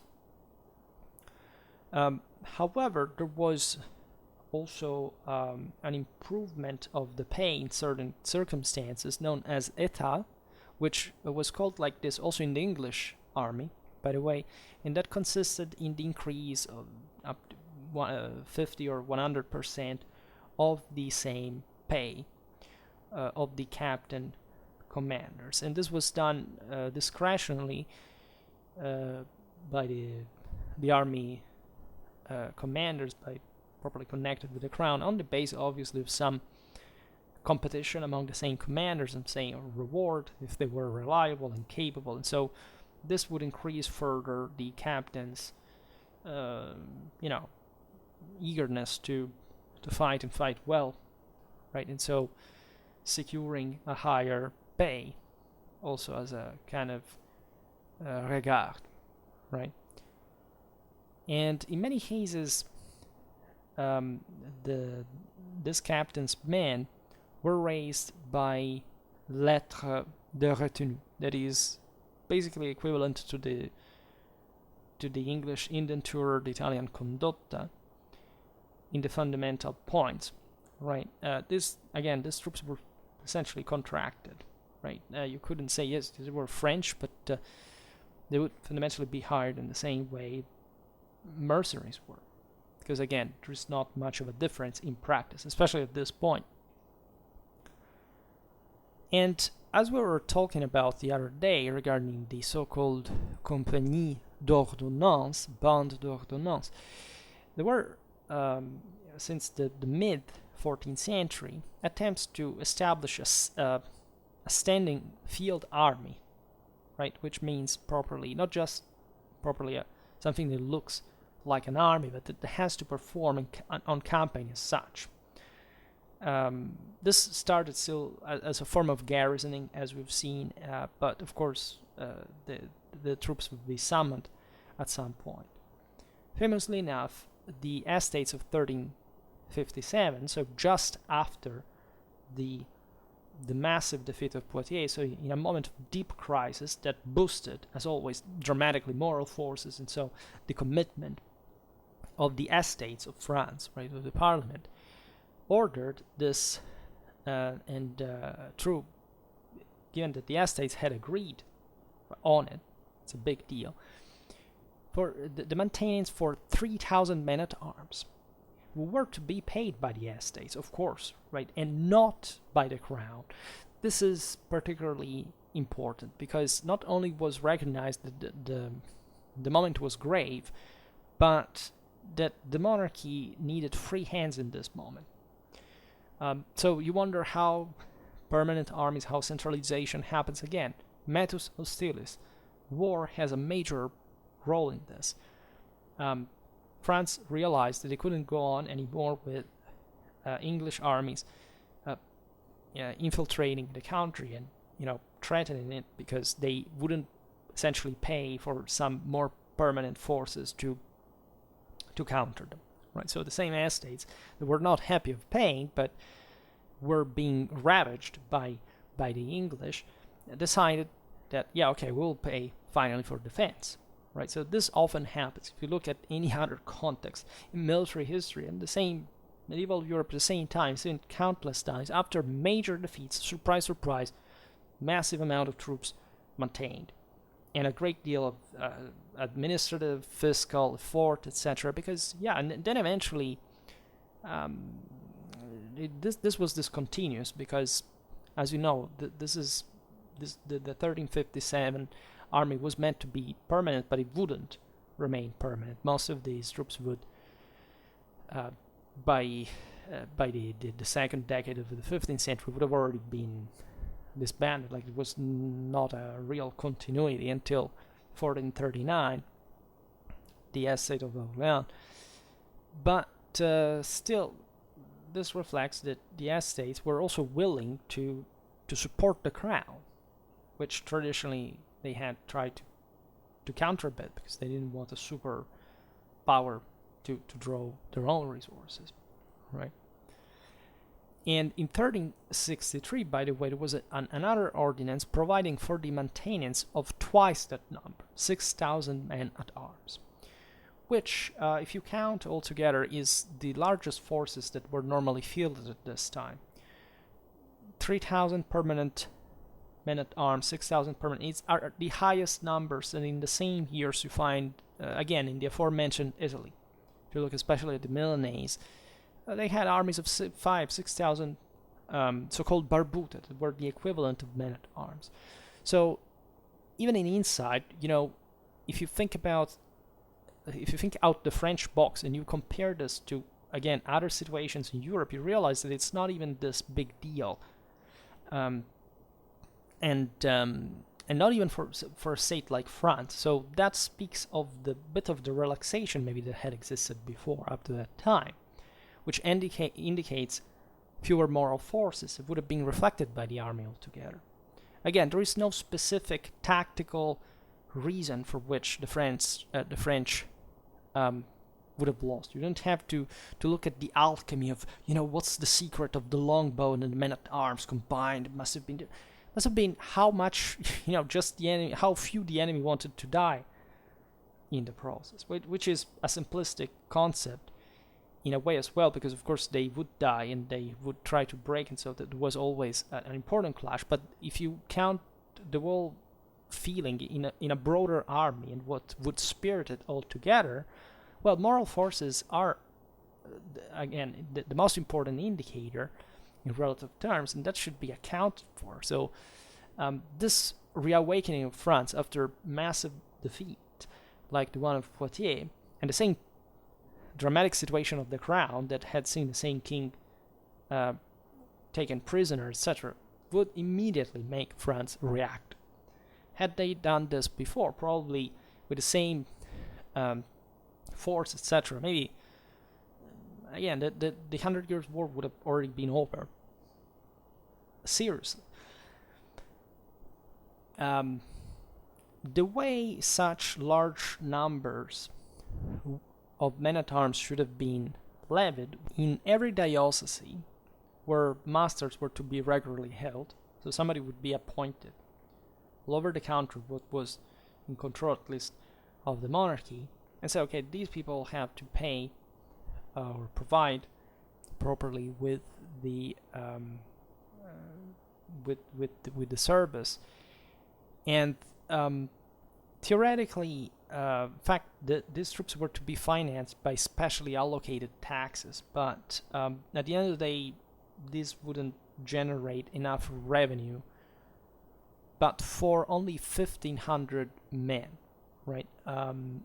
There was a successful increase to up to 3,000 on average during the war years of the 70s of the 14th century, which actually is not a bad result at all, considering that 3,000, like, normally, yes, 6,000 would make for also, already a massive army, right? Mostly cavalry loaded, so probably we're looking at something like 2 armies at a time, whereas the normality of, like, ancient medieval armies were 30,000 men at the largest, right? You could arrive to greater numbers, but either they were, like, in such a large country like France, maybe supported by very different and somewhat distant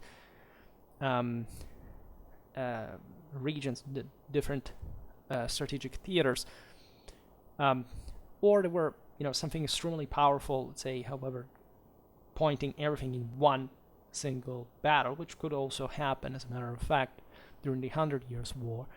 But 30,000 was, like a bit the gold standard, right? 3,000 cavalry, men-at-arms, let's say, and the rest of other troops, mostly infantry.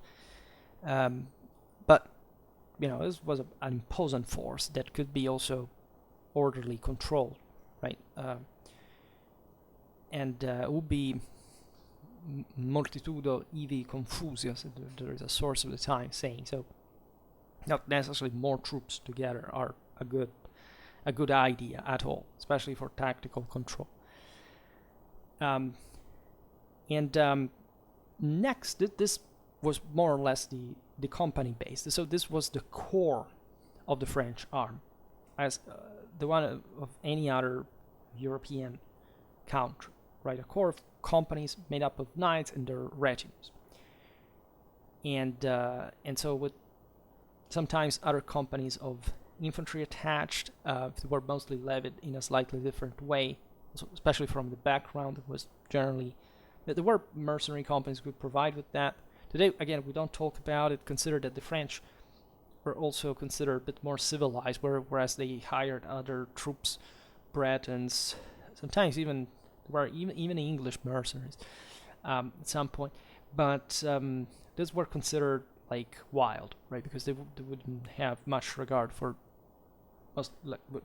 France, where the war was fought entirely, and or just infantry in the same company. Sometimes it was just the future of war, generally speaking. So all this was a bit mixed. It depends really on which companies we look at. The lettres de retenue are very interesting. Unfortunately, much was lost during the French Revolution, as you know. But the indentures, the condotta, give you an idea of what it was practically saying. But attached to this, there were some other corps that derived from the communes, and that are very relevant because they provided some. There were kind of militia forces, but they were kind of specializing, and they were well equipped, usually because of the city's material wealth. So the important aspect of these latter forces is that they also had some sort of permanent character. They were more paramilitary than anything, like militias, police forces of the local town, but they could constitute small armies even, like the towns at this point, especially during the times of the chevauchée, and as we've seen, there was a reinforcement properly of the local leadership, also through the ennoblement of the same by the monarchy to safeguard their loyalty. They would be given permission even to arm themselves against, for example, brigands, which was rare because France was one of the countries in Europe that had disarmed the population more. But you can imagine in this enormous territory also, when the English are crossed for very long, like for hundreds and hundreds of kilometers sometimes, ravaging everything. It was important for these communities to have already been allowed an important autonomy in military organization. So they could levy small armies of cavalry, infantry, and so on. And so we will talk about communal forces in France at some point as well. However, in the army, so these were mostly crossbowmen, usually, because cities mostly produced that, right? They had the technicalities, they had also the experience, because in the narrow city streets, the crossbow is really something, and so it's an importantly, there is an esprit de corps, given they belong all to the same city. That's an important motivational aspect. The cities, again, were very important in the French royal policy, as we were saying before. So these were commanded by a captain general, rather than the master of the crossbowmen, that was, as we were saying before, like more in charge for the armed levied companies and not the militias like this one. So they had a specific status and regard was maintained at this point. The most famous one were the, for example, the Corporation des Arbaletiers, or des Arbaletiers as it was written on the sign, de Paris, right? So the Paris Corporation of Crossbowmen, numbering 200 men in 1359 and 800 in 1373. Some of them mounted, by the way. They're small numbers, as you understand, but they were fine troops. And relatively to the mounted employment, we noticed that during, especially the second half of the 14th century, French infantry, like their English counterparts, were often mounted. To see mounted archers, crossbowmen, it was really normal at this time, especially after the contraction of the commoners' infantry's numbers, as we've seen. And so this, the same amount of territory that is controlled by smaller armies, the importance of covering an important amount of distance, if anything, just for tactical purposes, not for strategic ones, because at the end of the day, cavalry armies in the Century War traveled the same speed, sometimes even slower than the infantry at some point, because of all the logistical problems of the horses, and still you have to carry the carts, etc. So it's not there's just not a greater mobility, but generally speaking, to counter especially the guerrilla in the less protected areas, etc., the need of mounted troops was necessary. And the English used them, in fact, as well. So this was the moment in which probably mounted archers were at the highest in Western Europe, at least properly numerically, right? And we know, in fact, that by the end of the 14th century, usually there was wanted mounted crossbowman or archer to each 2 men-at-arms in the French army, whereas in around 1430, the proportions had reversed. So actually a bit more even towards the early 15th century.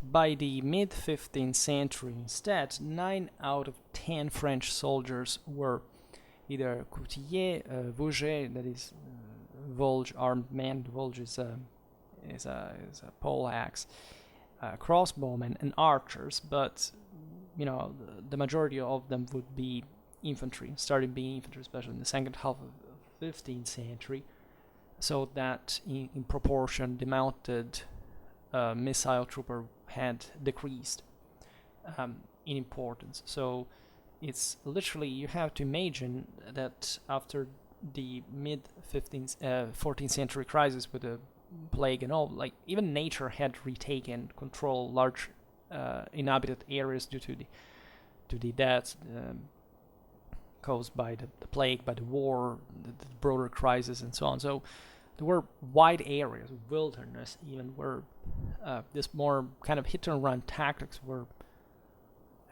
important to adapt. And so this kind of wilder warfare even had to occur, right? The same mounted archers that fought in these operations were the ones who would dismount in pitched battles, right? As well. So you see the increase in professionalization that the war per se just brings. Also, of course, with the English Indian tour and this planned expeditions, etc. So the French would start doing exactly the same. Also trying to cope again with this main need, and then they may have perhaps been influenced by the same English rather than the other way around, given that the former were kind of more enterprising. They were the ones that had the initiative and kind of being more brutally rapacious in these operations, and the French having to counter them on equal terms. But going back to this other militia units, city units, typically speaking, as popular troops were properly not obliged to serve outside of their home district, except with the consent of their provost, right? So this is relevant. Generally speaking, they would not even often leave the city itself. Right, they rarely, even the expeditions in the district would be carried out, but by rarely like the entirety of the force, or because those were mostly aimed at controlling the inhabited center rather than the other ones. But if there were rebels, if there were somebody to take down, generally could send these detachments. Were not really professional troops altogether. Just some specialists like the crossbowmen were probably paid and maintained. And if they were, however, to abandon their district with consent of their provost in this emergential situation where the English were attacking all around, they received a pay of 3 sous tournois, or 5 for the constables. And the rations were at the expense of the city that normally had them, and had also the reason at that point to intervene militarily. And such units were essentially the expression of guilds, as you have probably understood. They existed not just in Paris, that was, of course, by far the most important city, and de facto already the capital of France. Other important centers that were also involved, like in the outer ring, let's say, from northeastern France following the Atlantic till La Rochelle. In fact, Caen, from 1358, provided with these troops 50 men. Laon, 1367, 25 men. Compiègne, from 1368, 20 men. Rouen, 50 men in 1416, and the same La Rochelle, a great number, so said, prior to 1373. They're actually not large numbers at all, right? Other cities in Europe were habituated to provide with much larger forces in the hundreds, but normally, in fact, just mostly within their city districts. This provision was necessary for the French crown because it still added to the effectiveness of the army. You see, these were contingents sent from cities that had to gain from cooperation with the king, that would choose this elite to be such also in the field. They were well kept and all. They were paid for the service, and they would represent the commoner element, or at least some aristocratic one at the same time, but that would represent the city. So they had a reason to do it politically. Also to counter the nobility of the let's say the one that inhabited in the whole country, that could compete with them, and thus representing also a bit the entirety of France in a unitary kind of national sense during the struggle. Albeit, it's obvious that such companies were raised primarily for the defense of their hometowns, right? Even if they were paid, they were not so eager to send out their forces that could defend the city instead. However, when they were often seconded for field service when needs dictated as well. For example, the Company of Rouen was part of Armagnac's force at Valmont, and their officers usually comprise a master, provosts, constables, and dizeniers, commanders of 10 from 10, and it's instead frequently mistranslated as dozeners in English, but it's decans rather. And one other important French militia force was that properly of the people of Paris, the gens de commune of Paris, which also reflects naturally the demographic force of the city, and it would create troubles also for those who had to control it. And for the Agincourt campaign of 1415, the gens de commune of Paris offered the service of 6,000 men, right? And the Duc de Berry spoke loudly in their praise, albeit, of course, there was a general bias against the commoners, and that were surely not much in general. This was just a complementary auxiliary force. Jean de Beaumont responded to the Duc de Berry, quote, "What need have we for the help of shopkeepers, since we outnumber the English by as many as 3 to 1? Well, that's the French superiority we're talking about before, but incidentally, that's the point. 6,000 men, further men, they could have helped, frankly, right? And it could have been a thing. In general, you can expect the commoners were ferocious, right? The people is always the most radically and fanatically violent element of the population, and so they may have vented their hatred against the invaders, but things were also very much more complex than that, because, as you know, after 1420 they served the English as well, after they had occupied Paris. In 1418, by the way, they totaled 7,000 men, but they marched on Montl'héry under John the Fearless of Burgundy as well, having left only 150 of them to guard the St. Paris. So, as we are remembering, the St. Paris was very, let's say, floating in terms of political allegiance. But at the point, as we were saying, everything was restored under the French king's control, and that's, in my opinion, the most significant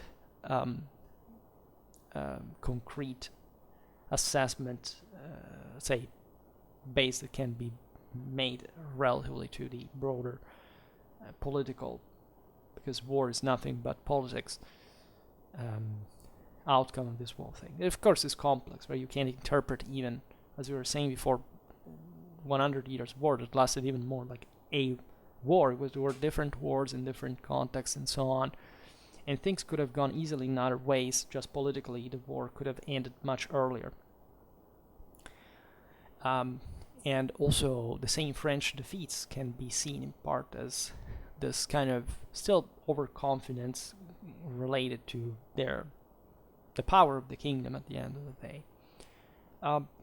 But as I was saying again at the beginning of the video, we need to see much more and much more in depth regarding the 100 Years' War to express kind of a broader judgment and restoring kind of an accurate, objective evaluation to the clash between, especially the French and the English armies on the field. That is the most attractive, I would say, entertaining side of the story, but at the same time it's not everything. And even when you see what actually happened, when you read the accounts, you realize that very often things were